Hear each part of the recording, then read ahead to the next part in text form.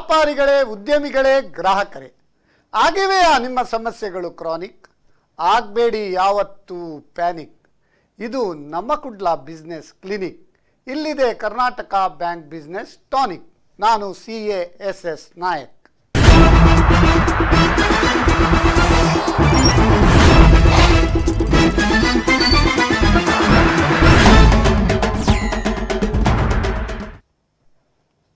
ವೀಕ್ಷಕರೇ, ನಿಮಗೆಲ್ಲರಿಗೂ Karnataka bank business tonic ಇದರ 91ನೇ ಸಂಚಿಕೆಗೆ ಸ್ವಾಗತ. ಇಂದಿನ ವಿಷಯ funding options for MSMEs and various incentives from the banks and government. ಕಳೆದ ಸಂಚಿಕೆಯಲ್ಲಿ ನಾವು ನವತಿ ಸಂಭ್ರಮವನ್ನು ಆಚರಿಸಿದ್ದೇವೆ ಅಂತ ಹೇಳಲಿಕ್ಕೆ ಬಹಳ ಒಂದು ಸಂತೋಷ ಆಗ್ತದೆ. ಅದೇ ರೀತಿ MSME ಬಗ್ಗೆ ಅನೇಕ ವಿಷಯಗಳನ್ನು ನಾವು ಚರ್ಚೆ ಮಾಡಿದ್ದೇವೆ. ಆದರೆ MSME ಯಾವುದು ಇಷ್ಟು ಒಂದು ಗಾಢವಾದ, ಇಷ್ಟು ಒಂದು ವಿಶಾಲವಾದ ಒಂದು ಸಬ್ಜೆಕ್ಟ್ ಅಂತ ಹೇಳಿದರೆ ಅದು ಒಂದು ಸಂಚಿಕೆಯಲ್ಲಿ ಮುಗಿಯುವುದಿಲ್ಲ.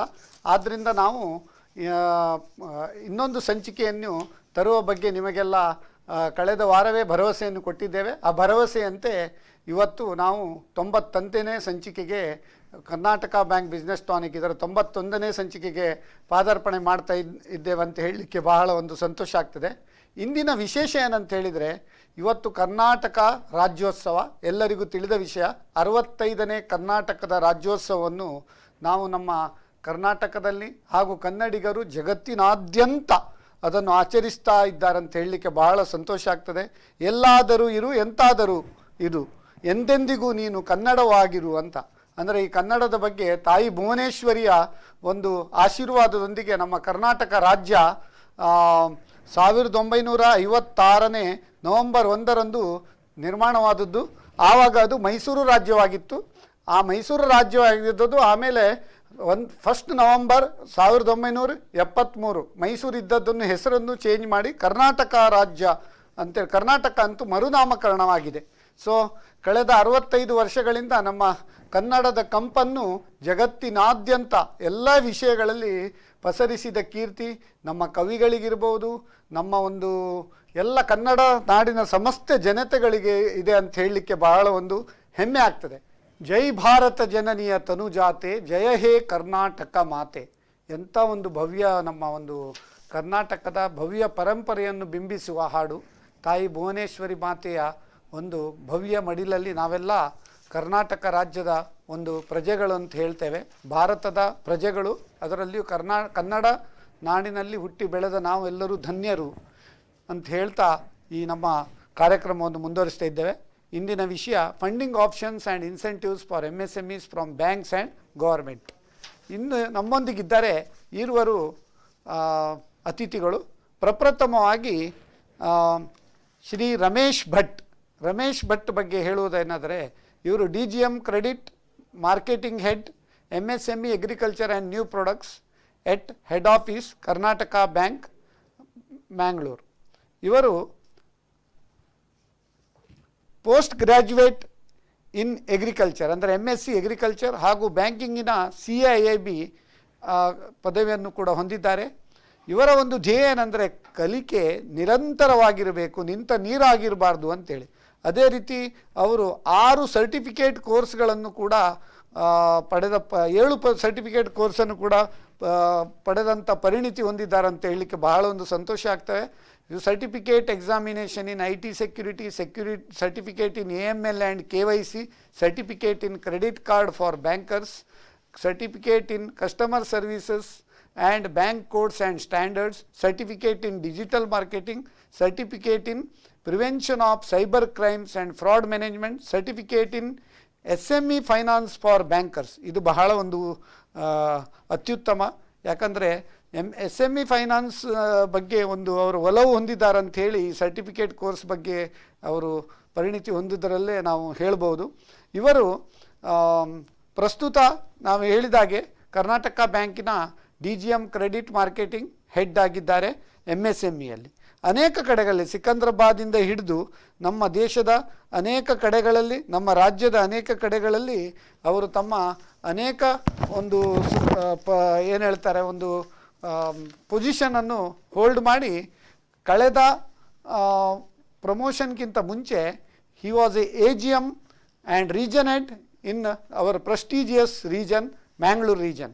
ಅವರ ಟೈಮಲ್ಲಿ Mangalore region got bankers rolling trophy 2018 best region ಅಂತ ಹೇಳಿ ಒಂದು ಹೆಗ್ಗಳಿಕೆಗೆ ಪಾತ್ರವಾಗಿದ್ದಾರೆ. ಅದಲ್ಲದೆ ಇವರ ಒಂದು ಲೀಡರ್ಶಿಪ್ಪಲ್ಲಿ ಕರ್ನಾಟಕ ಬ್ಯಾಂಕ್ನವರು KBL ನಿಟ್ಟೆ MSME ಕಾನ್ಕ್ಲೇವ್ ಅನ್ನು ಏರ್ಪಡಿಸಿದ ಒಂದು ಹೆಗ್ಗಳಿಕೆ ಕೂಡ ಇವರ ಒಂದು AGM ಆಗಿ ರೀಜನ್ ಹೆಡ್ ಆಗಿ ಇರುವಾಗ ಪ್ರಥಮವಾಗಿ. ಅದೇ ರೀತಿ ಇವರು DGM credit marketing head office SMEಯಲ್ಲಿ ಇರುವಾಗ ಕೂಡ ಇನ್ನೊಂದು SME ಕಾನ್ಕ್ಲೇವ್ ಮಾಡಿದ್ದಾರೆ ಅಂತ ಹೇಳಲಿಕ್ಕೆ ಬಹಳ ಒಂದು ಸಂತೋಷ ಆಗ್ತದೆ. ಪ್ರೈವೇಟ್ ಸೆಕ್ಟರ್ ಬ್ಯಾಂಕ್ ಆದರೂ ಕೂಡ MSMEಯಲ್ಲಿ ಹಾಗೂ ಅಗ್ರಿಕಲ್ಚರ್ ಲೆಂಡಿಂಗಲ್ಲಿ ಮಂಚೂಣಿಯಲ್ಲಿರುವಂತಹ ಬ್ಯಾಂಕ್ ಕರ್ನಾಟಕ ಬ್ಯಾಂಕ್ ಅಂತ ಹೇಳಲಿಕ್ಕೆ ಬಹಳ ಒಂದು ಹೆಗ್ಗಳಿಕೆ ಆಗ್ತದೆ. ಇದಲ್ಲದೆ special certificate of appreciation celebrity delight campaign ಇದನ್ನು ಕೂಡ ಪಡ್ಕೊಂಡ ಹೆಗ್ಗಳಿಕೆ ಇವರಿಗೆ ರಮೇಶ್ ಭಟ್ರಿಗಿದೆ ಅಂತ ಹೇಳಲಿಕ್ಕೆ ಬಹಳ ಸಂತೋಷ ಆಗ್ತದೆ. ಅದಲ್ಲದೆ a day with MD a day out with MD at Mahabaleshwar ಅಂದರೆ ನಮ್ಮ ಕರ್ನಾಟಕದ ಬ್ಯಾಂಕಿನ MD MS ಮಹಾಬಲೇಶ್ವರರೊಂದಿಗೆ ಮಹಾಬಲೇಶ್ವರದಲ್ಲಿ ಡೇ ಔಟ್ ವಿತ್ MD ಕಾರ್ಯಕ್ರಮದಲ್ಲಿ ಕೂಡ ಇವರು ಭಾಗವಹಿಸಿದ ಕ್ರೆಡಿಟ್ ಕಂಟೆಸ್ಟ್ನಲ್ಲಿ ಭಾಗವಹಿಸಿದ ಒಂದು ಹೆಗ್ಗಳಿಕೆ ನಮ್ಮ ರಮೇಶ್ ಭಟ್ರಿಗಿತ್ತೇವೆ. ಸಂಕ್ಷಿಪ್ತವಾಗಿ ಏನು ಹೇಳೋದಂದರೆ ರಮಾಯಾಹ ಈಶಃ ರಮೇಶಃ ಅಂತೇಳಿ, ಅಂದರೆ ಲಾರ್ಡ್ ಆಫ್ ಲಕ್ಷ್ಮಿ ಅವರಿಗೆ ರಮೇಶ್ ಅಂತ ಹೇಳ್ತೇವೆ. ಇಂಥ ಒಂದು ರಮೇಶ್ ಭಟ್ ಇವರು ನಮ್ಮ ಈ ಕಾರ್ಯಕ್ರಮಕ್ಕೆ ಅತಿಥಿಗಳಾಗಿ ಭಾಗವಹಿಸ್ತಾ ಇದ್ದಾರೆ. ಆದ್ದರಿಂದ ರಮೇಶ್ ಭಟ್ರಿಗೆ ಕಾರ್ಯಕ್ರಮಕ್ಕೆ ಕರ್ನಾಟಕ ಬ್ಯಾಂಕ್ ಬಿಸ್ನೆಸ್ ಟಾನಿಕ್ ಇದರ ಪರವಾಗಿ ನಿಮಗೆ ಸ್ವಾಗತ. ಅದೇ ರೀತಿ ಇಂದು ನಮ್ಮೊಂದಿಗಿದ್ದಾರೆ ಇನ್ನೋರ್ವ ಅತಿಥಿ ವಸಂತ ಶೆಟ್ಟಿ. ವಸಂತ ಶೆಟ್ಟಿ ಅವರು ಕಳೆದ ಒಂದು 4 ಸಂಚಿಕೆಗಳಲ್ಲಿ ನಮ್ಮ ಕರ್ನಾಟಕ ಬ್ಯಾಂಕ್ ಬಿಸ್ನೆಸ್ ಟಾನಿಕ್ ಈ ಕಾರ್ಯಕ್ರಮದಲ್ಲಿ ಅತಿಥಿಯಾಗಿ ಅವರ ಅಪಾರ ಅನುಭವವನ್ನು ನಮ್ಮ ವೀಕ್ಷಕರೊಂದಿಗೆ ಹಂಚಿಕೊಂಡ ಅನುಭವ ಇದೆ. ಅವರು ಬ್ಯಾಂಕಿಂಗ್ ತಜ್ಞರೆಂದು ನಾವು ಪರಿಗಣಿಸ್ತಾ ಇದ್ದೇವೆ. ಯಾಕಂದರೆ ಅವರು ಥ್ರೂಔಟ್ ಕೆನರಾ ಬ್ಯಾಂಕಿನಲ್ಲಿ 35 ವರ್ಷಗಳ ಕಾಲ ಸೇವೆಯನ್ನು ಸಲ್ಲಿಸಿ AGM ಹಾಗೂ ರೀಜನ್ ಹೆಡ್ ಮ್ಯಾಂಗ್ಳೂರ್ ಅದನ್ನು ರಿಟೈರ್ಡ್ ಆಗಿದ್ದಾರೆ.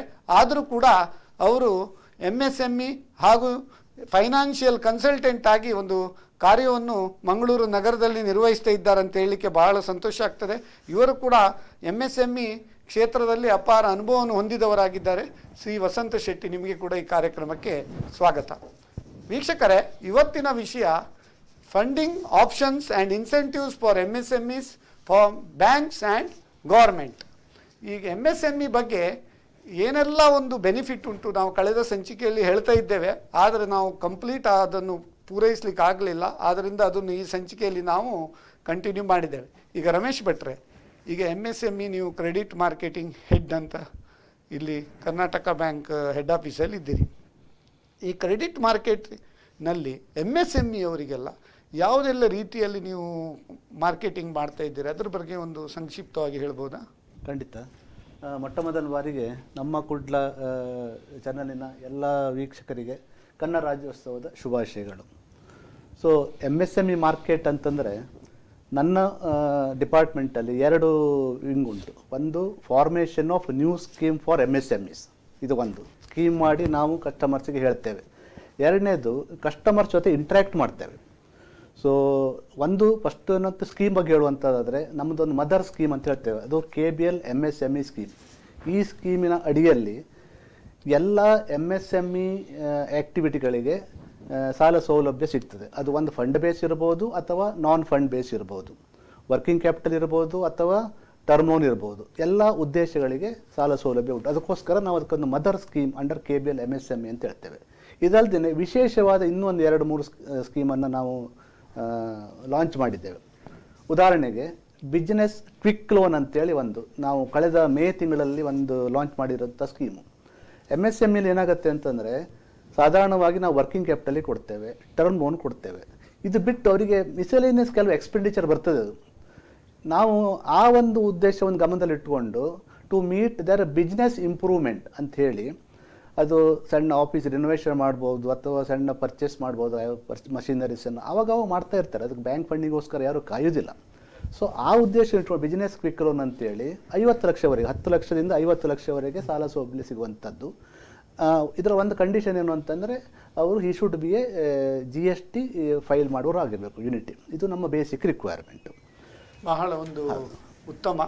ನಿಜವಾಗಿ MSME ಫೀಲ್ಡಲ್ಲಿ ನೀವು ಮಾರ್ಕೆಟಿಂಗಲ್ಲಿ ಇಷ್ಟು ಅಗ್ರೆಸಿವ್ ಆಗಿ ಹೊಸ ಹೊಸ ಪ್ರಾಡಕ್ಟನ್ನು, ಅದು ಕೂಡ ಕಳೆದ ಬಾರಿ ನಮ್ಮ ವಿನಯ್ ಭಟ್ ನಿಮ್ಮ ಜನರಲ್ ಮ್ಯಾನೇಜರ್ ಕೂಡ ಹೇಳಿದರು, ಡಿಜಿಟಲಿ MSME ಲೋನ್ ಕೂಡ ಅಪ್ಲೈ ಮಾಡ್ಬೋದಂತ. ಬಹಳ ಒಂದು ಉತ್ತಮ. ಆ ವಿಷಯದಲ್ಲಿ ನಿಮ್ಮ ಬ್ಯಾಂಕ್ ನಿಜವಾಗಿ ಮುಂಚೂಣಿಯಲ್ಲಿದೆ. ನಿಮಗೆ ಒಂದು ಈ ಪ್ರೈವೇಟ್ ಸೆಕ್ಟರ್ ಆದರೂ ಕೂಡ ನೀವು ನ್ಯಾಷನಲೈಸ್ ಬ್ಯಾಂಕ್ಗಿಂತ ಒಂದು ಮುಂಚೂಣಿಯಲ್ಲಿ ಇದ್ದಾರೆ ಅಂತ ಹೇಳಲಿಕ್ಕೆ ಬಹಳ ಒಂದು ಸಂತೋಷ ಆಗ್ತದೆ. ವಸಂತ್ ಶೆಟ್ರೆ, ಈಗ ಕಳೆದ ಸಂಚಿಕೆಯಲ್ಲಿ ನಾವು ಅನೇಕ MSME ಪ್ರಾಡಕ್ಟ್ ಬಗ್ಗೆ ಡಿಸ್ಕಸ್ ಮಾಡಿದೆ.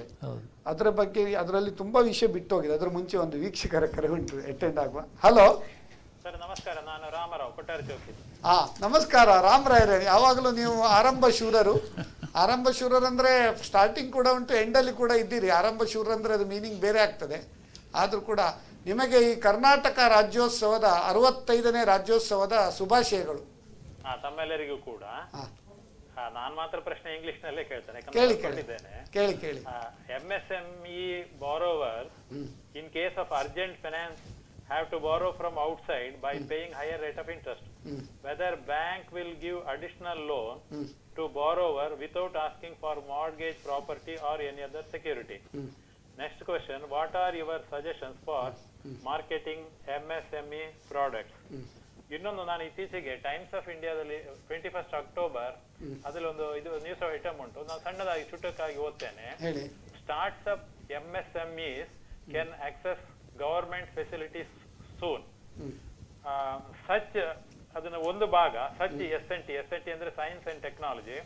Such SNT infrastructure in different institutions, universities and colleges spread all over the country will be made available to private industries, especially MSMEs and startups, to carry out experiments and test they require for their R&D technology and product development.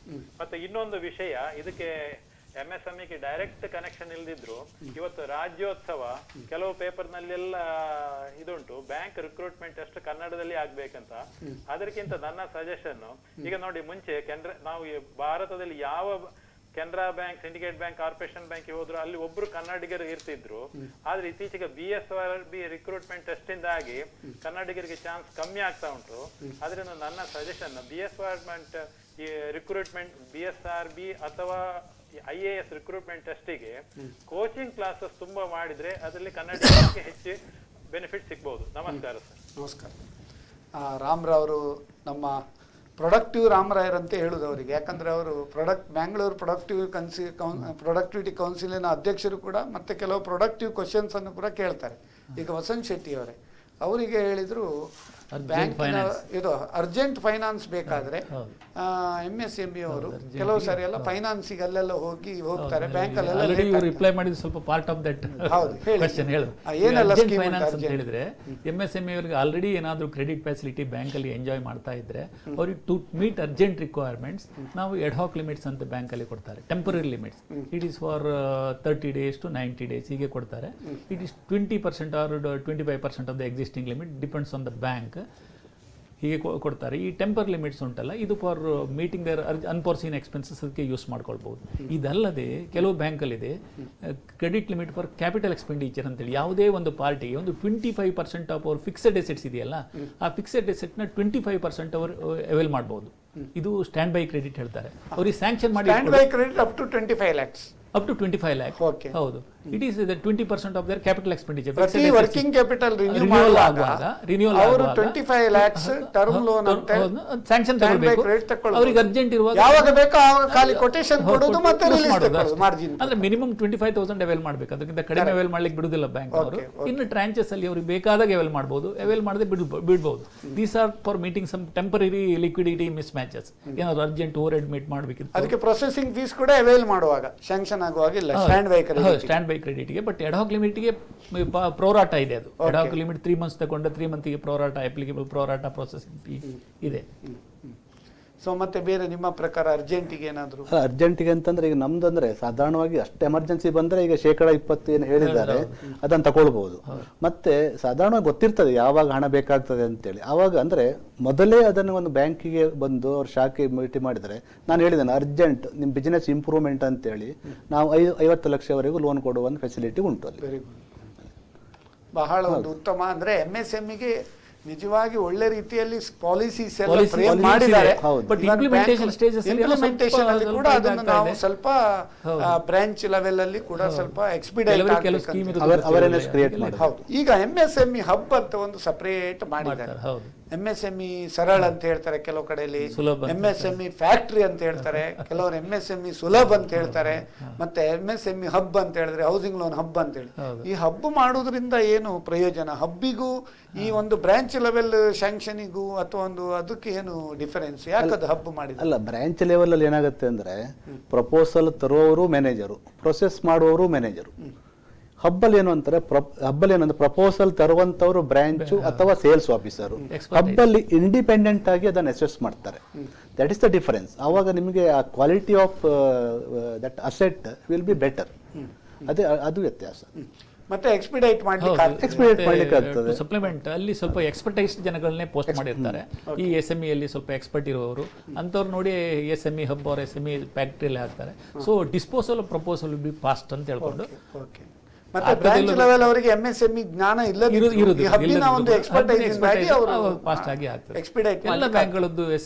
ವೀಕ್ಷಕರ ಕರೆ ಉಂಟು. Hello hello, ನಮಸ್ತೆ sir. ನಮಸ್ತೆ, ಯಾರು ಮಾತಾಡೋದು? ನನ್ನ ಹೆಸರು ದೀಕ್ಷಾ ರೈ ಅಂತ. ನಾನು ಅಟಲ್ ಇನ್ಕ್ಯುಬೇಷನ್ ಸೆಂಟರ್ ನಿಟ್ಟೆಯಿಂದ ಕಾಲ್ ಮಾಡ್ತಾ ಇದ್ದೇನೆ. Deeksha Rai, Atal incubation centre Nitte.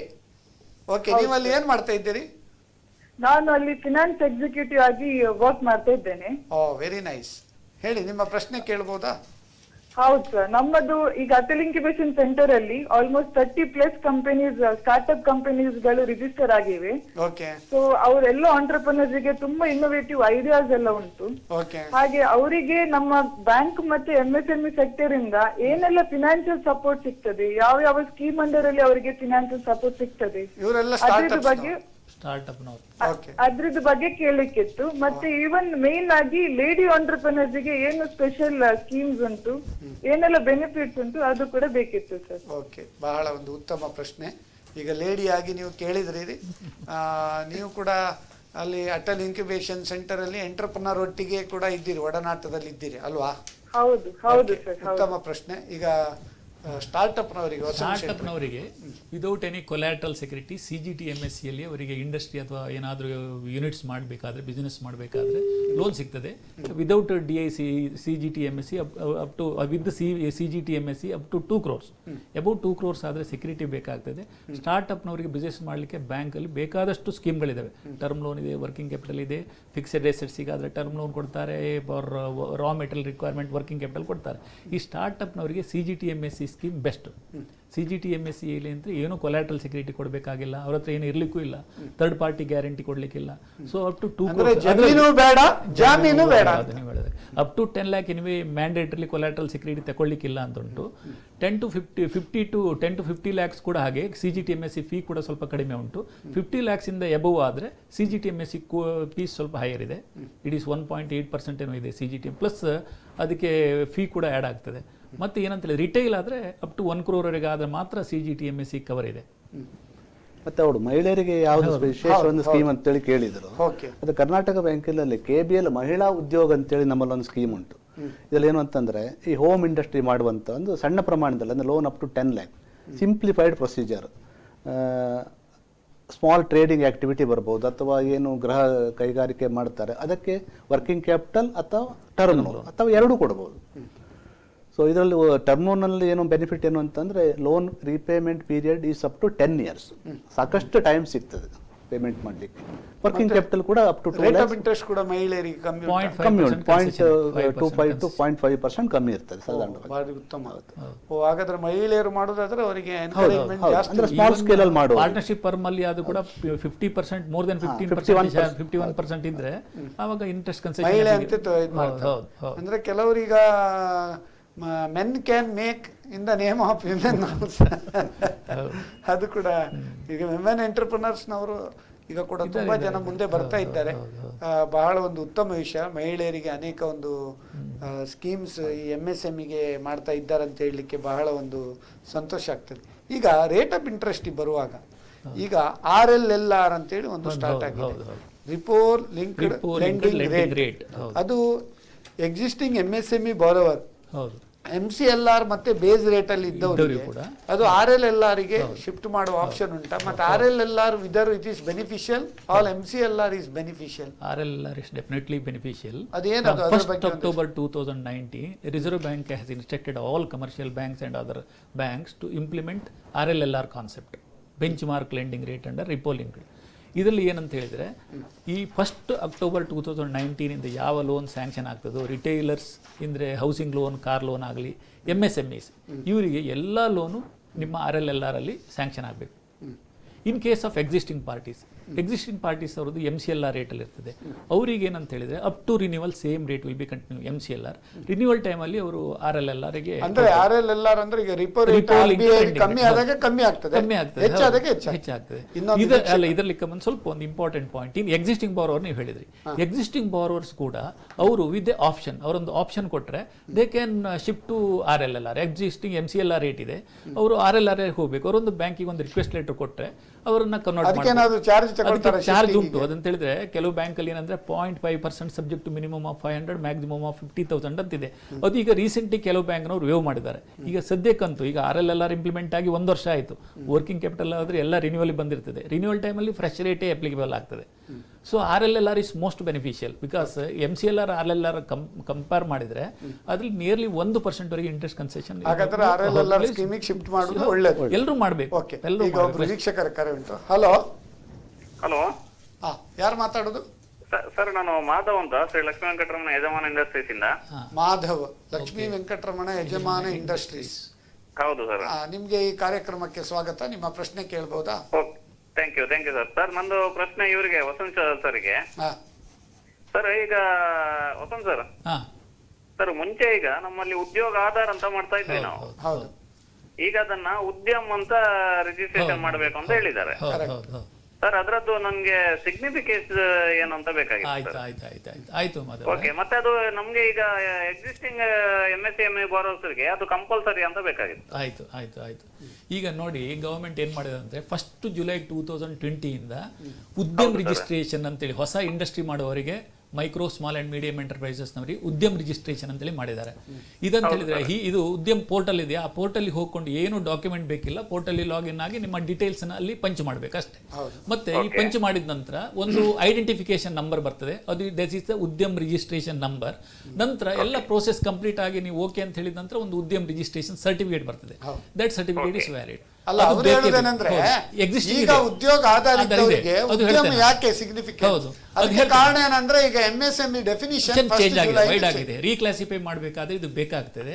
ಮತ್ತೊಂದು ಅಂತ ಹೇಳಿದ್ರೆ ಎಕ್ಸಿಸ್ಟಿಂಗ್ ಉದ್ಯೋಗ ಆಧಾರ ಇದ್ದವರಿಗೆ ಅಪ್ ಟು 31/3/2021 ವರೆಗೆ ತೊಂದರೆ ಇಲ್ಲ, ನೋ ಪ್ರಾಬ್ಲಮ್. ಅವರು ಇವಾಗ ಬೇಕಾದ್ರೆ ರಿಜಿಸ್ಟ್ರೇಷನ್ಗೆ ಹೋಗ್ಬೋದು. ರಿಜಿಸ್ಟ್ರೇಷನ್ಗೆ ಪೋರ್ಟಲ್ ಅಲ್ಲಿ ಪ್ರೊವಿಷನ್ ಉಂಟು. ರಿಜಿಸ್ಟ್ರೇಷನ್ ಅಲ್ಲಿ ಅವರಿಗೆ ಉದ್ಯಮ ರಿಜಿಸ್ಟ್ರೇಷನ್ ಮಾಡ್ಲಿಕ್ಕೆ ಆಗ್ತದೆ. ಹೌದು. ಈಗ ನೀವು ಅದನ್ನ ಈಗ ಮಾಡಬೇಕಾದ್ರೆ ನೀವು ರಿಜಿಸ್ಟರ್ ಮಾಡಬೇಕು. ರಿಜಿಸ್ಟರ್ಗೆ ಪ್ರೊವಿಷನ್ ಇದೆ ಅದರಲ್ಲಿ. ರಿಜಿಸ್ಟರ್ ಹೌದು. ಆವಾಗ ನೀವೇನು ಡಾಕ್ಯುಮೆಂಟ್ ಉದ್ಯಮಲ್ಲಿ ಮತ್ತೆ ರಿಜಿಸ್ಟರ್ ಅಂತಿದೆ, ಅಲ್ಲಿ ಬರ್ತದೆ ಪೋರ್ಟಲ್ ಅಲ್ಲಿ. ರಿಜಿಸ್ಟರ್ಗೆ ಹೋದ್ರೆ ನಿಮ್ಗೆಲ್ಲ ಕೇಳ್ತದೆ, ನಿಮ್ಮ ಮೊದಲಿನ ನಂಬರ್ ಅಲ್ಲೇ ಬೇಕಾಗ್ತದೆ, ಉದ್ಯೋಗ ಆಧಾರ್ ನಂಬರ್, ಅದನ್ನೆಲ್ಲ ತಗೊಳ್ತದೆ.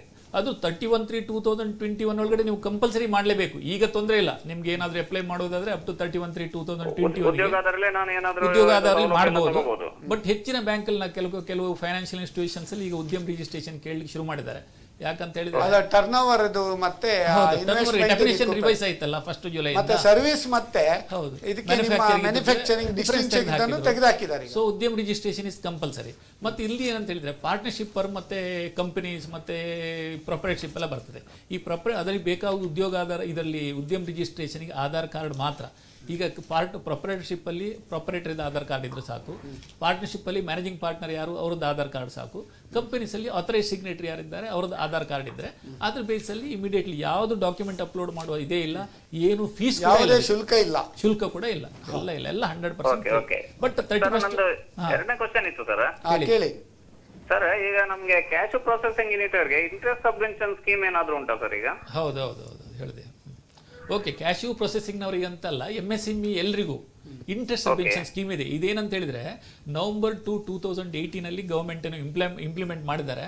ಆದ್ರೆ ಜಾಸ್ತಿ ಪಬ್ಲಿಸಿಟಿ ಆಗ್ಲಿಲ್ಲ, ಇದು ಹೆಚ್ಚಿನವರಿಗೆ ಗೊತ್ತಿಲ್ಲ. ಇಲ್ಲಿ ಏನಂತ ಹೇಳಿದ್ರೆ ಅಪ್ ಟು 100 lakhs ಲೋನ್ ಅವರಿಗೆ ಮಾತ್ರ ಇನ್ಕ್ರಿಮೆಂಟಲ್ ಕ್ರೆಡಿಟ್ ಹೇಳ್ತಾರೆ ಅವರು.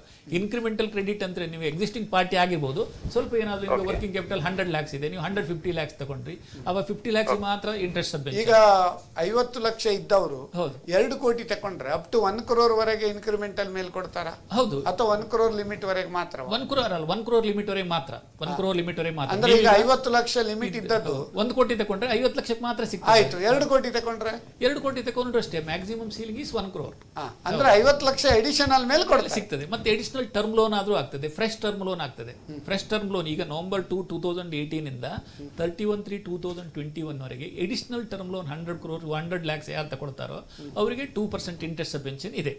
ಆದ್ರೆ ಅಕೌಂಟ್ NPA ಆದ್ರೆ ಬರುವುದಿಲ್ಲ ಅದು. ಮತ್ತೆ ಉದ್ಯೋಗ ಆಧಾರ ಇದೆಲ್ಲ ಮ್ಯಾಂಡೇಟರಿ ಅದರಲ್ಲಿ.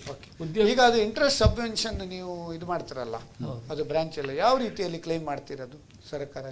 ಅಲ್ಲ, ಯಾವ್ದಾರು ಇದರಲ್ಲಿ ಇಂಟ್ರೆಸ್ಟ್ ಸಬ್ವೆನ್ಷನ್ ಹೇಗೆ ಅಂತಂದ್ರೆ ಸೆಂಟ್ರಲ್ ಗೌರ್ಮೆಂಟ್ ಇಂದ ಬರುವಂತದ್ದು ನಾವೇ ಕ್ಯಾಲ್ಕುಲೇಟ್ ಮಾಡಿ ಅಕೌಂಟಿಗೆ ಕ್ರೆಡಿಟ್ ಕೊಟ್ಟು ಮತ್ತೆ ನಾವು ಕ್ಲೇಮ್ ಕಳಿಸ್ಬೇಕು. ಕ್ಲೇಮ್ ಕಳಿಸುವಾಗ ಅದಕ್ಕೆ CA ಸರ್ಟಿಫಿಕೇಟ್, ನಮ್ಮ ಸ್ಟ್ಯಾಟ್ಯೂಟರಿ ಆಡಿಟರ್ ಎಲ್ಲ ಸರ್ಟಿಫೈ ಮಾಡಬೇಕು. ಅದಕ್ಕೆ ಪ್ರೊಸೀಜರ್ ಉಂಟು, ಫಾರ್ಮೆಟ್ ಉಂಟು, ಅದ್ರ ಪ್ರಕಾರ ಕಳಿಸ್ಕೊಡ್ಬೇಕು. ಹಾಗಾದ್ರೆ ಎಲ್ಲ ಬ್ಯಾಂಕ್ ಅಲ್ಲಿ ಇದು ಅದರಲ್ಲಿ ಲಿಮಿಟ್ ಉಂಟಲ್ಲ, ಎಕ್ಸ್ಪೋರ್ಟರ್ಸ್ ಇದೆಲ್ಲ pre shipment or post shipment credit exporter ಅವರಿಗೆ ಅಪ್ ಟು 31/3/2021 ವರೆಗೆ 2% ಇದ್ದೇ ಇದೆ. ಇನ್ನು ಅಗ್ರಿಕಲ್ಚರ್ ಇನ್ಫ್ರಾಸ್ಟ್ರಕ್ಚರ್ ಅವರಿಗೆ ಅಪ್ ಟು 2 crores ವರೆಗೆ 3% ಇಂಟ್ರೆಸ್ಟ್ ಸಬ್ವೆನ್ಷನ್ ಇದೆ. ಈಗ ಮೊನ್ನೆ ಆತ್ಮನಿರ್ಭರ್ ಭಾರತದಲ್ಲಿ ನಿಮ್ಮ ಶಿಶು ಇದು ಮುದ್ರಾ ಲೋನ್ ಶಿಶುವಲ್ಲಿ ತಗೊಂಡವರಿಗೆ ಕೂಡ ಇಂಟ್ರೆಸ್ಟ್ ಸಬ್ವೆನ್ಷನ್ ಕೂಡ ಎಕ್ಸ್ಟೆಂಡ್ ಮಾಡಿದ್ದಾರೆ. ಬಹಳ ಒಂದು ಉತ್ತಮ ವಿಷಯ. ಸರ್ಕಾರದವರು ಕೂಡ MSMEಗೆ ತುಂಬಾ ಸಹಕಾರ ಮತ್ತೆ ಸಪೋರ್ಟ್ ಇನ್ಸೆಂಟಿವ್ ಕೊಡ್ತಾ ಇದ್ದಾರೆ, ಬಹಳ ಸಂತೋಷ. ಈಗ ಇನ್ನೊಂದು ವೀಕ್ಷಕರ ಕರೆ ಉಂಟು. ಹಲೋ ಸರ್, ನಮಸ್ಕಾರ. ನಮಸ್ಕಾರ. ನಾನು KJ ಪೈ ಅಂತ ಫೈನಾನ್ಷಿಯಲ್ ಕನ್ಸಲ್ಟೆಂಟ್ ಬೆಂಗಳೂರಿಂದ. KJ Pai financial consultant Bangalore. ನೀವು ಲಾಸ್ಟ್ ಸಂಚಿಕೆಯಲ್ಲಿ ಕೂಡ ಕ್ವಶನ್ ಕೇಳಿದ್ದೀರಿ. ನಿಮಗೆ ಈ ಕಾರ್ಯಕ್ರಮಕ್ಕೆ ಸ್ವಾಗತ ಹಾಗೂ ಕರ್ನಾಟಕ ರಾಜ್ಯೋತ್ಸವದ ಶುಭಾಶಯಗಳು. Thank you sir, same to you all sir, thank you very much. ಬ್ಯಾಂಗ್ಳೂರಲ್ಲಿ ಬಾರಿ ಜೋರಾಗಿ ಸೆಲೆಬ್ರೇಷನ್ ಆಗ್ತಾ ಉಂಟು. ಇಲ್ಲಿ ಸ್ವಲ್ಪ ಜೋರ್ ಇರ್ತದಲ್ಲ ಸರ್, ಯಾಕಂದ್ರೆ ಇಲ್ಲಿ ಸ್ವಲ್ಪ ಇನ್ನೂ ಜಾಸ್ತಿ ಉಂಟು ಅದ್ರದ್ದು ಕಿಚ್ಚು. ಓಕೆ ಹೇಳಿ ನಿಮ್ಮ ಪ್ರಶ್ನೆ. ಏನಂದ್ರೆ ಈಗ ಒಂದು ಇಂಪಾರ್ಟೆಂಟ್ ಏನಂದ್ರೆ, ಈಗ ಒಂದು ಟೈಮಲ್ಲಿ ನ್ಯಾಷನಲ್ ಇಕ್ವಿಟಿ ಫಂಡ್ ಅಂತ ಒಂದು ಸ್ಕೀಮ್ ಇತ್ತು. ಆವಾಗ ಒಂದು 10% ಮಾರ್ಜಿನ್ ಹಾಕಿದ್ರೆ 15% ಸಬ್ಸಿಡಿ ಗವರ್ಮೆಂಟ್ ಇಂದ ಕೊಟ್ಟು ಬರೀ 1% ಸರ್ವಿಸ್ ಚಾರ್ಜಸ್ ಅಲ್ಲಿ ಒಂದು ಲೋನ್ ಕೊಡ್ತಾ ಇದ್ರು. ಕಡೆಗೆ ಅದನ್ನ ಮಹಿಳಾ ಉದ್ಯೋಗ ನಿಧಿ ಅಂತ ಸ್ವಲ್ಪ ನಾಮಿನಿಕೇಚರ್ ಚೇಂಜ್ ಎಲ್ಲ ಮಾಡಿ ಸ್ವಲ್ಪ ಚೇಂಜಸ್ ಮಾಡಿದೆ, ಸ್ಮಾಲ್ ಚೇಂಜಸ್. ಕಡೆಗೆ ಇತ್ತೀಚೆಗೆ ನೋಡಿದಾಗ ಅದು ಆತರ ಸ್ಕೀಮ್ ಇಲ್ಲ. ಅಂದ್ರೆ ಏನಾಗುತ್ತೆ, ಈ ಲೇಬರ್ ಇಂಟೆನ್ಸಿವ್ ಬಿಸ್ನೆಸ್ ಅಲ್ಲಿ ಸ್ವಲ್ಪ ಅಮೌಂಟ್ ಈಗ ನೋಡಿ ಕ್ಯಾಶ್ ಇಂಡಸ್ಟ್ರೀಸ್ ಎಲ್ಲ ಬಹಳ ಅಭಿವೃದ್ಧಿ ಆಗಿದೆ. ಸ್ವಲ್ಪ ಬ್ಯಾಂಕ್ ಸಪೋರ್ಟ್, ಈ ತರ ಸಬ್ಸಿಡಿ ಸಪೋರ್ಟ್ ಮತ್ತೆ ಲೆಸ್ಸರ್ ಇಂಟ್ರೆಸ್ಟ್ ಸ್ಕೀಮ್ ಇದ್ದಾಗ ಸಕ್ಸಸ್ ಆಗಿರೋ ಉದಾಹರಣೆಗಳು ತುಂಬಾ ಇದೆಯಲ್ವಾ. ಈಗ ಆ ತರದ್ದೊಂದು ಯಾವ್ದಾದ್ರು ಸ್ಕೀಮ್ ಹೌದು ಈ ತರ ಇದ್ರೆ ಅದು ಒಳ್ಳೇದಿತ್ತು ಅಂತ. ಈಗ ಅಟ್ಲೀಸ್ಟ್ ಪಾಪ್ಯುಲರೈಸ್ ಅಷ್ಟೇ. NEF scheme is very popular scheme, ಉತ್ಕೃಷ್ಟ ಸ್ಕೀಮ್. ಅದರ ಬಗ್ಗೆ ಹೇಳ್ಬೋದು. NEF ಸ್ಕೀಮ್ ಅದು 10% ಕ್ಯಾಪಿಟಲ್ ಮಾರ್ಜಿನ್ ತರಲಿಕ್ಕೆ ಅವರು ಫೈನಾನ್ಸ್ 50 ಲಕ್ಷದವರೆಗೆ ಪ್ರಾಜೆಕ್ಟ್ ಕಾಸ್ಟ್ ಇದ್ರೆ 10% ಪ್ರಮೋಟರ್ ತಂದ್ರೆ ಸಾಕು, 5 ಲಕ್ಷ ಮಾತ್ರ. ಈಗ ನಾರ್ಮಲ್ ಸ್ಕೀಮ್ ಅಲ್ಲಿ 25% ತರಬೇಕು. 12.5 ಲಕ್ಷದ ಬದಲಿಗೆ 10% 5 lakhs. ಮತ್ತೆ 15% of the cost of the project up to a maximum of 25% ಅಲ್ಲ, of the cost of the project up to a maximum of 10 lakhs seed money ಅಂತ ಕೊಡ್ತಾರೆ. 7 years ರೀಪೇಮೆಂಟ್, 3 years ಹಾಲಿಡೇ, ಮತ್ತೆ ಆಮೇಲೆ ಅದಕ್ಕೆ ಕೆಲವು ಸರ್ವಿಸ್ ಚಾರ್ಜ್ 1% ಇತ್ತು, 1% ಇತ್ತು, ಕೆಲವರು ಮತ್ತೆ 5% ವರೆಗೆ ಸರ್ವಿಸ್ ಚಾರ್ಜ್ ಹಾಕ್ಲಿಕ್ಕೆ ಶುರು ಮಾಡಿ. ಈಗ ಸಿಮಿಲರ್ಲಿ ವೆಂಚರ್ ಕ್ಯಾಪಿಟಲ್ ಅಂತಿದೆ, ಅಲ್ಲಿ ಕೂಡ 26% of the promoters equity or maximum of 50 lakhs ಇದೆ. ಇದರಲ್ಲಿ ವೆಂಚರ್ ಕ್ಯಾಪಿಟಲ್ ಅಲ್ಲಿ ಏನಂತ ಹೇಳಿದ್ರೆ, ಇದು ಸ್ಮಾಲ್ ಫಾರ್ಮರ್ಸ್ ಎಗ್ರಿ ಕನ್ಸೋರ್ಷಿಯಂ ಅಲ್ಲಿಂದ ಬರ್ತದೆ. ಇಲ್ಲಿ ಏನಂದ್ರೆ ಫಸ್ಟ್ ಸ್ಟಾರ್ಟಿಂಗ್ ಅಲ್ಲಿ ಇವರು ಮಾರ್ಜಿನ್ ತರಬೇಕಾಗ್ತದೆ, ಸಬ್ಸಿಕ್ವೆಂಟ್ಲಿ ಇದು ಹಣ ಗವರ್ಮೆಂಟ್ ಕೊಡ್ತದೆ. ಅಂದ್ರೆ maximum 26% of the promoters equity or maximum ₹50 lakhs whichever is less. ಮತ್ತೆ ಏನಂತ ಹೇಳಿದ್ರೆ, ಇದಕ್ಕೆ ಇವರು ಲೋನ್ ಟೈಮ್ ಅಲ್ಲಿ 7 years ಅಥವಾ 10 years ಲೋನ್ ಪೀರಿಯಡ್ ಅಲ್ಲಿ ರಿಪೇಮೆಂಟ್ ಮಾಡ್ಲಿಕ್ಕೆ ಇರುವುದಿಲ್ಲ. On completion of there repayment of existing term loan ಇದನ್ನ ರಿಪೇಮೆಂಟ್ ಸ್ಟಾರ್ಟ್ ಮಾಡಿ. ನಿಮ್ಮಲ್ಲಿ ಯಾವುದು ಸೀಡ್ ಫಂಡಿಂಗ್ ಏನಾದ್ರು ಉಂಟಾ? ಅಲ್ಲ, ಆ ರೀತಿ ಇಲ್ಲ. ಈ ಗವರ್ಮೆಂಟ್ ಸ್ಪಾನ್ಸರ್ ಸ್ಕೀಮ್ಸ್ ಇದು ಸಬ್ಸಿಡಿ ಸ್ಕೀಮ್ ಅಂತ ಹೇಳಿದ್ರಲ್ಲ, ಸಾಧಾರಣವಾಗಿ ಸೆಂಟ್ರಲ್ ಸ್ಕೀಮಲ್ಲಿ ಹೇಗೆ ಅಂತಂದ್ರೆ ಪ್ರತಿ ಸ್ಕೀಮಿಗೆ ಒಂದು ಫೈನಾನ್ಷಿಯಲ್ ಬಜೆಟ್ ಅಂತೇಳಿ ಮಾಡಿರ್ತಾರೆ. ಆ ಬಜೆಟ್ ಮುಗಿತಾ ಬರ್ತಾ ಇದ್ದಂಗೆ ಆ ಸ್ಕೀಮನ್ನು ವಿಡ್ರಾ ಮಾಡಿಬಿಡ್ತಾರೆ. ಅಲ್ಲ, ಇದು NEF ಸ್ಕೀಮ್ ಫಸ್ಟ್ ಸ್ಟಾರ್ಟ್ ಆಗುವಾಗ 5 ಲಕ್ಷ ಇತ್ತು ಪ್ರಾಜೆಕ್ಟ್ ಕಾಸ್ಟ್, ಆಮೇಲೆ 10 ಲಕ್ಷ ಇತ್ತು, ಆಮೇಲೆ 25 ಲಕ್ಷ ಆಯ್ತು, ಆಮೇಲೆ 50 ಲಕ್ಷ. ಇದರಿಂದ ತುಂಬಾ ಏನಾಗ್ತದೆ, ಈಗ ಕೆಲವು ಟೆಕ್ನೋಕ್ರಾಟ್ಸ್ ಇರ್ತಾರೆ, they are intelligent, their ideas are good, but margin money ಅಷ್ಟು ಇರುವುದಿಲ್ಲ. ಅಂತವರಿಗೆ ಇದು ಸಪೋರ್ಟ್ ಆಗಿ NEF ಸ್ಕೀಮ್ ಅಲ್ಲಿ ತುಂಬಾ ಕ್ಯಾಶ್ಯೂ ಫ್ಯಾಕ್ಟರಿ ಅವರಿಗೆ ಉಪಕಾರ ಆಗಿದೆ. ಅದು 50 lakhs project cost excluding working capital funding. Working capital margin ಕೂಡಿಸಿ 50 lakhs, ಪ್ರಾಜೆಕ್ಟ್ ಕಾಸ್ಟ್ 50 ಆದ್ರೂ 80 lakhs ವರೆಗೆ ಬೇಕಾದ್ರೆ ಫಂಡಿಂಗ್ ಮಾಡಬಹುದು. ಅಂತ ಒಂದೆಲ್ಲ ತುಂಬಾ ಒಳ್ಳೆ ಸ್ಕೀಮ್ ಇತ್ತು. I am surprised that scheme has been withdrawn. Venture capital ಕೂಡ ಚೆನ್ನಾಗಿದೆ, ಬಟ್ ಅಂದ್ರೆ ಇಮಿಡಿಯೇಟ್ಲಿ ಈಗ ಒಂದು ಸಿಡ್ಬಿ ಅವರದೊಂದು ಸ್ಮೈಲ್ ಸ್ಕೀಮ್ ಅಂತ ಉಂಟಲ್ಲ, ಆ ಸ್ಮೈಲ್ ಸ್ಕೀಮ್ ಅಲ್ಲಿ ಈ ಅಪ್ ಟು 25 lakhs ವರೆಗೆ ಮಹಿಳಾ ಉದ್ಯಮಿಗಳಿಗೆ ಮತ್ತೆ ನೀವು SC ST ಅವರಿಗೆ ಅದು ಒಂದು ಈ ಸ್ಮೈಲ್ ಸ್ಕೀಮ್ ಅಲ್ಲಿ ಸೀಡ್ ಮನಿ ಕೊಡುವ ಮಿನಿಮಮ್ ಅಮೌಂಟ್ ನನಗೆ ತಿಳಿದ ಮಟ್ಟಿಗೆ ಅದು 1.25 lakhs ಮಾತ್ರ. ಇಲ್ಲ ಅಪ್ ಟು 25 lakhs ವರೆಗೆ ಸ್ಮೈಲ್ ಸ್ಕೀಮ್ ಅಲ್ಲಿ ಕೊಡಬಹುದು. ಅಲ್ಲ, ಲೋನ್ ಅಮೌಂಟ್ ಇರ್ಬೋದು, ಅವ್ರು ಕೊಡುವ ಹಣ ಉಂಟಲ್ಲ, ಮಾರ್ಜಿನ್ ಮನಿ ಇದೆಯಲ್ಲ, ಅದು 1.25 lakhs ಅಂತ ಹೇಳಿ. ಅಲ್ಲ, ಸೀಡ್ ಮನಿ ಅಷ್ಟುವರೆಗೆ ಕೊಡಬಹುದು. ಹೌದು, ಮತ್ತೆ ನಾನು ಅದನ್ನು ಕೇಳಿದೆ ಲಾಸ್ಟ್ ಟೈಮ್, ಒಂದು FICCI ಇದು ಕಾನ್ಕ್ಲೇವ್ ಅಲ್ಲಿ ನೋಡಿ ಸ್ಮೈಲ್ ಸ್ಕೀಮ್ ಹಾಕಿದ್ದೇವೆ. FICC ಅಲ್ಲಿ ಒಂದು ಕಾನ್ಕ್ಲೇವ್ ಅಲ್ಲಿ ಡಿಸ್ಕಷನ್ ಆಗುವಾಗ ಆವಾಗ ನಾನು ಸಿಡ್ಬಿದು ಜನರಲ್ ಮ್ಯಾನೇಜರ್ ಇದ್ರು, ಆವಾಗ ಹೇಳಿದೆ, ಅವರು ಹೇಳಿದ್ರು ಈಗ ಬಜೆಟ್ ಮುಗ್ದಿದೆ ಡಿಸೆಂಬರ್ ಅಲ್ಲಿ, ಇನ್ನು ಏಪ್ರಿಲ್ ನಂತರ. ಅದಕ್ಕೆ ನಾನು ಎಲ್ಲ ಎಂಟರ್ಪ್ರನರ್ ಹೇಳಿದ್ದಾರೆ, if you want to smile you can smile only after April, until April you can't smile. ಈಗ ಲೇಟೆಸ್ಟ್ ಆಗಿ ನೋಡ್ಲಿಕ್ಕೆ ಹೋದ್ರೆ ಮೈನಾರಿಟಿ ಡೆವಲಪ್ಮೆಂಟ್ ಕಾರ್ಪೊರೇಷನ್ ಇಂದ 1.25 lakhs ಮಾತ್ರ ಇರೋದು ಅಷ್ಟೇ, ಮ್ಯಾಕ್ಸಿಮಮ್ 15%. ಹಾಗಾದ್ರೆ ಈಗ ಮಾರ್ಜಿನ್ ಮನಿ ಕಮ್ಮಿಯಲ್ಲಿ ಪ್ರೊಜೆಕ್ಟ್ ಮಾಡಬೇಕಾದ್ರೆ ದೇರ್ ಆರ್ 2 ಸ್ಕೀಮ್ಸ್. ಒಂದು CMEGP ಸ್ಕೀಮ್ ಉಂಟು, ಇನ್ನೊಂದು PMEGP ಸ್ಕೀಮ್ ಇದೆ. ಅದರ ಬಗ್ಗೆ ಒಂದು ಬ್ರೀಫ್ ಹೇಳ್ಬೋದಾ ಸರ್? PMEGP ಸ್ಕೀಮ್ ಅಂದ್ರೆ Pradhan Mantri employment generation programme. ಅದು ಲಾಸ್ಟ್ ಟೈಮ್ ಕೂಡ ಬಂದಿತ್ತು. ಲೋನ್ ಅಪ್ ಟು 25 lakh ಇಂಡಸ್ಟ್ರಿಗೆ, ಸರ್ವಿಸ್ ಅಂಡ್ ಬಿಸಿನೆಸ್ ಆದ್ರೆ loan up to 10 lakh. Subsidy ಕೂಡ ಉಂಟು ಅದರಲ್ಲಿ. ಮತ್ತೆ ಇತ್ತೀಚೆಗೆ ಏನಂತಂದ್ರೆ ಆ ಲೋನ್ ಕರೆಕ್ಟ್ ಆಗಿ ಕ್ಲೋಸ್ ಮಾಡಿದವರಿಗೆ ಅವರಿಗೆ ಸೆಕೆಂಡ್ ಡೋಸ್ ಆಫ್ ಬೆನಿಫಿಟ್ ಕೂಡ ಉಂಟು. 1 crore industry 1 crore, business and services 25 lakh ಉಂಟು. ಅಲ್ಲ, ಕಂಡೀಷನ್ ಏನು, ಅದು ಎಲ್ಲ ಕ್ಲೋಸ್ ಆದ್ಮೇಲೆ ಅಥವಾ ಡ್ಯೂರಿಂಗ್ ದ ಕರೆನ್ಸಿ ಕ್ಲೋಸ್ ಆಗಬೇಕು. ಮತ್ತೆ ಅಲ್ಲಿ ಕಂಡೀಷನ್ ಉಂಟು, ಕಳೆದ 3 ವರ್ಷ ಅದು ಪ್ರಾಫಿಟ್ ಮೇಕಿಂಗ್ ಇರಬೇಕು, ಮತ್ತೆ ಎಕ್ಸ್ಪಾನ್ಷನ್ ಮಾಡಬೇಕು, ಮೋರ್ ಎಂಪ್ಲಾಯ್ಮೆಂಟ್ ಜನರೇಷನ್ ಆಪರ್ಚುನಿಟೀಸ್ ಬರಬೇಕು ಅಲ್ಲಿ, ಅದು ಕಂಡೀಷನ್. ಮತ್ತೆ ಪ್ರೀವಿಯಸ್ ಲೋನ್ ಕ್ಲೋಸ್ ಆಗಿರಬೇಕು by adjustment of this subsidy cum margin money. ಅದು ಪ್ರೂಫ್ ಕೂಡ ಕೊಡಬೇಕಾಗುತ್ತೆ ಅವರಿಗೆ. ಏನಂತ ಡಾಕ್ಯುಮೆಂಟ್ ಕೊಡುವಾಗ ಅಂದ್ರೆ ಒಬ್ಬರಿಗೆ ಒಳ್ಳೆ ರೀತಿಯಲ್ಲಿ ಒಂದು ಬಿಸ್ನೆಸ್ ಮಾಡಿದ್ರೆ PMEGP 7 ವರ್ಷಕ್ಕೆ ಮಾಡುವಾಗ 4 ವರ್ಷದ ನಂತರ ಅವನಿಗೆ ಎಕ್ಸ್ಪಾನ್ಷನ್ ಇದೆ. ಆವಾಗ ಏನು ಮಾಡೋದು? 1 crore ಫಾರ್ ಇಂಡಸ್ಟ್ರಿ. ಅಲ್ಲ, 4 ವರ್ಷದಲ್ಲಿ ಹೇಗೆ ಮಾಡ್ತೀರಿ ನೀವು? 7 ವರ್ಷ ಲೋನ್ ಮುಗಿಬೇಕಲ್ಲ, ಮಾಡಬಹುದು. ಸಬ್ಸಿಡಿ ಅಡ್ಜಸ್ಟ್ಮೆಂಟ್ ಆಗಬೇಕು. ಮಿನಿಮಮ್ 3 years ಸಬ್ಸಿಡಿ ಅಡ್ಜಸ್ಟ್ಮೆಂಟ್ ಇದೆ. 4 years ಅಲ್ಲಿ ಕ್ಲೋಸ್ ಆದ್ರೆ ಅವ್ರದ್ದು ಅಡಿಷನಲ್ ಜನರೇಷನ್ ಆಗಿರ್ಬೋದು, ಕ್ಯಾಶ್ ಜನರೇಷನ್ ಆಗಿದ್ರೆ ಅದರಲ್ಲಿ ಕ್ಲೋಸ್ ಮಾಡಿ ಬ್ಯಾಂಕಿನಿಂದ ಕ್ಲೋಜರ್ ಲೆಟರ್ ತಗೊಳ್ಬೇಕು. ಮತ್ತೆ ಮಾರ್ಜಿನ್ ಮನಿ ಅಡ್ಜಸ್ಟ್ ಆದ ಪ್ರೂಫ್ ತಗೊಂಡ್ರೆ ಅವರು he can apply online with for this second dose. ಸಾಧಾರಣವಾಗಿ ಪ್ರಾಫಿಟ್ ಮೇಕಿಂಗ್ ಅಂತ ಹೇಳುವಾಗ ಅವರಿಗೆ sufficient cash 3 years profit making. Last ಕೆಲವು ಇನ್ಸ್ಟಾಲ್ಮೆಂಟ್ ಗೆ ಸಬ್ಸಿಡಿ. PMEGP ಗೂ CMEGP ಗೂ ಏನು ವ್ಯತ್ಯಾಸ ಸರ್? ಒಂದು ಸೆಂಟ್ರಲ್, ಒಂದು ಸ್ಟೇಟ್. ಅದು ಕರೆಕ್ಟ್, ಬಟ್ ಇಂಪ್ಲಿಮೆಂಟೇಷನ್ ಅಲ್ಲಿ ಹೇಗೆ? ಇಂಪ್ಲಿಮೆಂಟೇಷನ್ ನನಗೆ ತಿಳಿದ ಮಟ್ಟಿಗೆ ಅಂತ ದೊಡ್ಡ ವೇರಿಯೇಷನ್ಸ್ ಏನಿಲ್ಲ. ಏಜ್ ಲಿಮಿಟ್ ಅಲ್ಲಿ ಬೇಗ ಬರ್ತದ ಸಬ್ಸಿಡಿ ಹಣ ಎಲ್ಲ. ಹೌದು, ಈ ಏಜ್ ಲಿಮಿಟ್ ಇದೆ ಏನಂದ್ರೆ PMEGP ಅಲ್ಲಿ ನಿಮಗೆ 18 ವರ್ಷಕ್ಕಿಂತ ಮೇಲ್ಪಟ್ಟರು, ಇದರಲ್ಲಿ ಮಾತ್ರ 21 ವರ್ಷ ಆಗಿರಬೇಕು. ಅದು ಬಿಟ್ಟರೆ ಮಾರ್ಜಿನ್ ಸ್ಕೀಮ್ ಇದೆ, ಮತ್ತೆ ಸಬ್ಸಿಡಿ ಸ್ಕೀಮ್ ಇದೆ, ಎಲ್ಲ ರೀತಿಯಲ್ಲಿ ಒಂದೇ ರೀತಿ ಇದೆ. ಅದು ಅದೇನೋ ಡಿಫರೆನ್ಸ್ ಏನಿಲ್ಲ. ಥ್ರೂಔಟ್ ದ ಇಯರ್ ರನ್ನಿಂಗ್ ಇರ್ತದೆ. ಆದ್ರೆ ಅದೇನಂದ್ರೆ ಇಂಪ್ಲಿಮೆಂಟ್ ಮಾಡುವಾಗ ಇವರು ಏನು ಮಾಡ್ತಾರೆ ಅಂದ್ರೆ DIC ಅವರು up to June, July, August ಒಳಗಡೆ ಅದನ್ನೆಲ್ಲ ಅಪ್ಲಿಕೇಶನ್ ತಗೊಳ್ತಾರೆ. ತಗೊಂಡು ಬ್ಯಾಂಕರ್ಸ್ ಮತ್ತೆ DIC ಆರ್ KVIC ಅವರು ಇಂಟರ್ವ್ಯೂ ಮಾಡಿ ಬ್ಯಾಂಕಿಗೆ ಸ್ಪಾನ್ಸರ್ ಮಾಡ್ತಾರೆ. ಅದಂತ ಸಬ್ಸಿಕ್ವೆಂಟ್ಲಿ ಅಪ್ಲೈ ಮಾಡಿದ್ರೆ ಎವ್ರಿ ಟೈಮ್ ಅವ್ರು ತೆಗೆದು ಇಂಟರ್ವ್ಯೂ ಮಾಡುವ ಸಿಸ್ಟಮ್ ನನಗೆ ತಿಳಿದ ಮಟ್ಟಿಗೆ ಇಲ್ಲ. ಒಂದು ಸಲ ಮಾಡಿಬಿಡ್ತಾರೆ, ಆಗಸ್ಟ್ ಸೆಪ್ಟೆಂಬರ್ ಅಲ್ಲಿ ಎಲ್ಲ ಕ್ಲಿಯರ್ ಆಗಿ ಮಾಡಿದ್ರೆ ಒಳ್ಳೇದು. ಥ್ರೂಔಟ್ ದ ಇಯರ್ ಅವೈಲಬಿಲಿಟಿ ಇರ್ತದೆ. ಆದರೆ ಈ up to September or October ವರೆಗೆ ಸ್ಪಾನ್ಸರ್ ಆದ ಅಕೌಂಟ್ಸ್ ಇದೆಯಲ್ಲ, ಅದು ಬ್ಯಾಂಕ್ನವರು ಅದನ್ನ ಸಬ್ಸಿಕ್ವೆಂಟ್ಲಿ ಆಫ್ಟರ್ ಟ್ರೈನಿಂಗ್ ಎಲ್ಲ ರಿಲೀಸ್ ಮಾಡ್ಕೊಂಡು ಹೋಗ್ತಾರೆ. ಮತ್ತೆ ಸೆಕೆಂಡ್ ಡೋಸ್ ಕರೆ ಉಂಟು. ಹಲೋ ನಮಸ್ತೆ. ನಮಸ್ತೆ, ಯಾರು ಮಾತಾಡೋದು? ನಾನು ರಾಮಕೃಷ್ಣ ರಾವ್ ಅಂತ ಹೇಳಿ ಕಾವೂರಿಂದ ಮಾತಾಡೋದು. ರಾಮಕೃಷ್ಣ ರಾಯರಿಗೆ ಕರ್ನಾಟಕ ರಾಜ್ಯೋತ್ಸವದ ಶುಭಾಶಯ. ನಿಮಗೂ ಸಹ, ನಿಮ್ಮ ಎಲ್ಲರಿಗೂ ಕರ್ನಾಟಕ ರಾಜ್ಯ ಶುಭಾಶಯಗಳು. Thank you. ನಿಮ್ಮ ಪ್ರಶ್ನೆ ಕೇಳಬಹುದಾ? ಪ್ರಶ್ನೆ, ಈ ಬೀದಿ ಬದಿ ವ್ಯಾಪಾರಿಗಳಿಗೂ ಸಹ ಸರ್ಕಾರ ಸಹಾಯ ಹಸ್ತ ನೀಡುತ್ತದೆ ಅಂತ ಹೇಳ್ತಾರಲ್ಲ, ಇದನ್ನು ಯಾವ ರೀತಿ ಅವರಿಗೆ ಇದು ಮಾಡ್ತಾರೆ, ಕೊಡ್ತಾರೆ ಸಾಲ ಎಲ್ಲ? ಅವ್ರು ಪರ್ಮನೆಂಟ್ ಆಗಿ ಒಂದೇ ಕಡೆಯನ್ನು ಇರುವುದಿಲ್ಲ, ಆ ಕಡೆ ಈ ಕಡೆ ಅಲ್ಲಿ ಮಾಡ್ತಾ ಇರ್ತಾರೆ. ಅವ್ರಿಗೆ ಯಾವ ಆಧಾರದ ಮೇಲೆ ಇದು ಕೊಡ್ತಾರೆ? ಮತ್ತೆ ಈ ನೇಕಾರಿಕೆ ಮತ್ತೆ ಕುಂಬಾರಿಕೆ ಇದಕ್ಕೆಲ್ಲ ಏನಾದ್ರು ಗುಡಿ ಕೈಗಾರಿಕೆ, village industry. ಉಂಟಾ ಅಂತ ಸಹಾಯ ಅಂತ? ಬಹಳ ಒಳ್ಳೆ ಒಂದು ಉತ್ತಮ ಕಷ್ಟ. ಈಗ ಮುದ್ರಾ ಸ್ಕೀಮ್ ಅಂತ ಉಂಟಲ್ಲ, ಸ್ಟ್ರೀಟ್ ವೆಂಡರ್ಸ್, ಸ್ಟ್ರೀಟ್ ವೆಂಡರ್, ಹೌದು, ಅವ್ರಿಗೆ ಮುದ್ರಾದಲ್ಲಿ ಕೂಡ ಕೊಡಬಹುದಲ್ಲ? ಮುದ್ರಾದಲ್ಲಿ ಅಲ್ಲ, ಅವ್ರಿಗೆ ಸ್ಟ್ರೀಟ್ ವೆಂಡರ್ಸ್ಗೆ ಸಪರೇಟ್ ಸ್ಕೀಮ್ ಮೊನ್ನೆ ಆತ್ಮನಿರ್ಭರ್ ಭಾರತದಲ್ಲಿ ಮಾಡಿದ್ದಾರೆ. ಅದರಲ್ಲಿ ಮ್ಯಾಕ್ಸಿಮಮ್ 10,000 ಉಂಟು, ಬಟ್ ಸಮ್ ಬ್ಯಾಂಕ್ನವರು ಅಪ್ ಟು 20,000 ವರೆಗೂ ಕೊಟ್ಟಿದ್ದಾರೆ. ಇದೀಗ ಅದು street vendors loan scheme presently ಅದು ಮುಗ್ದಿದೆ. ಬಟ್ ಅವರು ಮುದ್ರಾದಲ್ಲಿ ಶಿಶು, ಕಿಶೋರ್ ಅಂಡ್ ತರುಣ್, ಹೌದು, ಅದರಲ್ಲಿ ಕೂಡ 50,000, 5 lakh ಬೀದಿ ಬದಿಯವರಿಗೆ ಲೈಸೆನ್ಸ್ ಅಲ್ಲ, ಅಲ್ಲಿ ಅಂದ್ರೆ ಲೈಸೆನ್ಸ್ ಅಂತೇಳಿ ಅವರದ್ದು ಪ್ರಾಪರ್ KYC ಡಾಕ್ಯುಮೆಂಟ್ ಎಲ್ಲ ತಗೊಂಡು ಮೋಸ್ಟ್ಲಿ ಲೈಸೆನ್ಸ್ ಬೇಕಿರ್ಬೇಕು. ಸ್ಟ್ರೀಟ್ ವೆಂಡರ್ ಅಂತೇಳಿ ಒಂದು ರಿಜಿಸ್ಟ್ರೇಷನ್ ಆಗ್ಲಿಕ್ಕೆ ಕಾರ್ಪೊರೇಷನ್ ಹಾಗೇನಾದ್ರೂ ಇರ್ತದೆ, ಇಲ್ಲದಿದ್ರೆ ಅವರು ಇದು 10,000 ಇರುವಂತದ್ದು, ಅಮೌಂಟ್ 10,000 ಇರುವಂತದ್ದು. ಅಂದ್ರೆ ಏನಂದ್ರೆ ಸಾಧಾರಣವಾಗಿ ಇಂಥವರೆಲ್ಲ ಮನಿ ಲ್ಯಾಂಡರ್ಸ್ ಹತ್ರ ಹೋಗ್ತಾರೆ, 5,000 10,000 ಅಟ್ ಹೈಯರ್ ಕಾಸ್ಟ್. ಅಂತದನ್ನ ಮನಿ ಲ್ಯಾಂಡರ್ ಕ್ಲಚ್ ಇಂದ ತಂದು ಬ್ಯಾಂಕಿಂಗ್ ಲಿಂಕ್ ಮಾಡುವಂತ ಸ್ಕೀಮ್ ಇದು. ಇದಕ್ಕೆ ದೊಡ್ಡ ಫೆಸಿಲಿಟಿ ಸಿಗುತ್ತೆ ಅಂತ ನಾನು ಹೇಳಿದ್ರಲ್ಲ, ಸ್ವಲ್ಪ ಅವರಿಗೆ ಸ್ಟಾರ್ಟಿಂಗ್ ಡಿಕ್ಲೇರ್ ಮಾಡಿದ್ದು. ಬಟ್ ನಾನು ಕೆನರಾ ಬ್ಯಾಂಕ್ ಸರ್ಕ್ಯುಲರ್ ನೋಡಿದ್ರೆ 20,000 ಇದೆ. ಮತ್ತೆ ಅವರಿಗೆ ಇದು ಸ್ಕೀಮ್ ಕ್ಲೋಸ್ ಆಯ್ತು, ಮುಗಿತು. ಸ್ಕೀಮ್ ಕ್ಲೋಸ್ ಆಯ್ತು. ಮತ್ತೆ ಪ್ರಾಂಪ್ಟ್ ರಿಪೇಮೆಂಟ್ ಮಾಡಿದವರಿಗೆ ಸಬ್ವೆನ್ಷನ್ ಉಂಟು, ಇಂಟ್ರೆಸ್ಟ್ ಕಮ್ಮಿ ಮಾಡಿ ಕೊಡ್ತಾರೆ.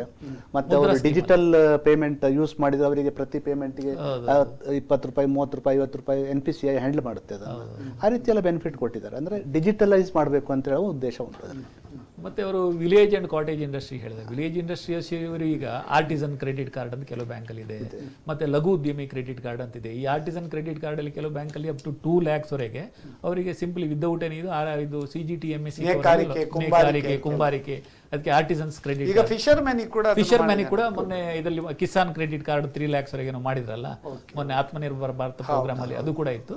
ಮತ್ತೆ ಲಘು ಉದ್ಯಮ, ಸಣ್ಣ ಉದ್ಯಮಗಳಿಗೆ, ಗುಡು ಕೈಗಾರಿಕೆ, ಗವರ್ಮೆಂಟ್ ಗ್ಯಾರಂಟಿ ಉಂಟು. ಇದಕ್ಕೆಲ್ಲ up to 10 lakhs government guarantee ಎಲ್ಲ CGTMSE ಕವರೇಜ್ ಮಾಡ್ತಾರೆ. CGTMSE. ಈಗ ಇನ್ನೊಂದು ವೀಕ್ಷಕರ ಕರೆ ಉಂಟು. Hello, Rajendra from Bombay. Rajendra from Bombay, can you ask your question please?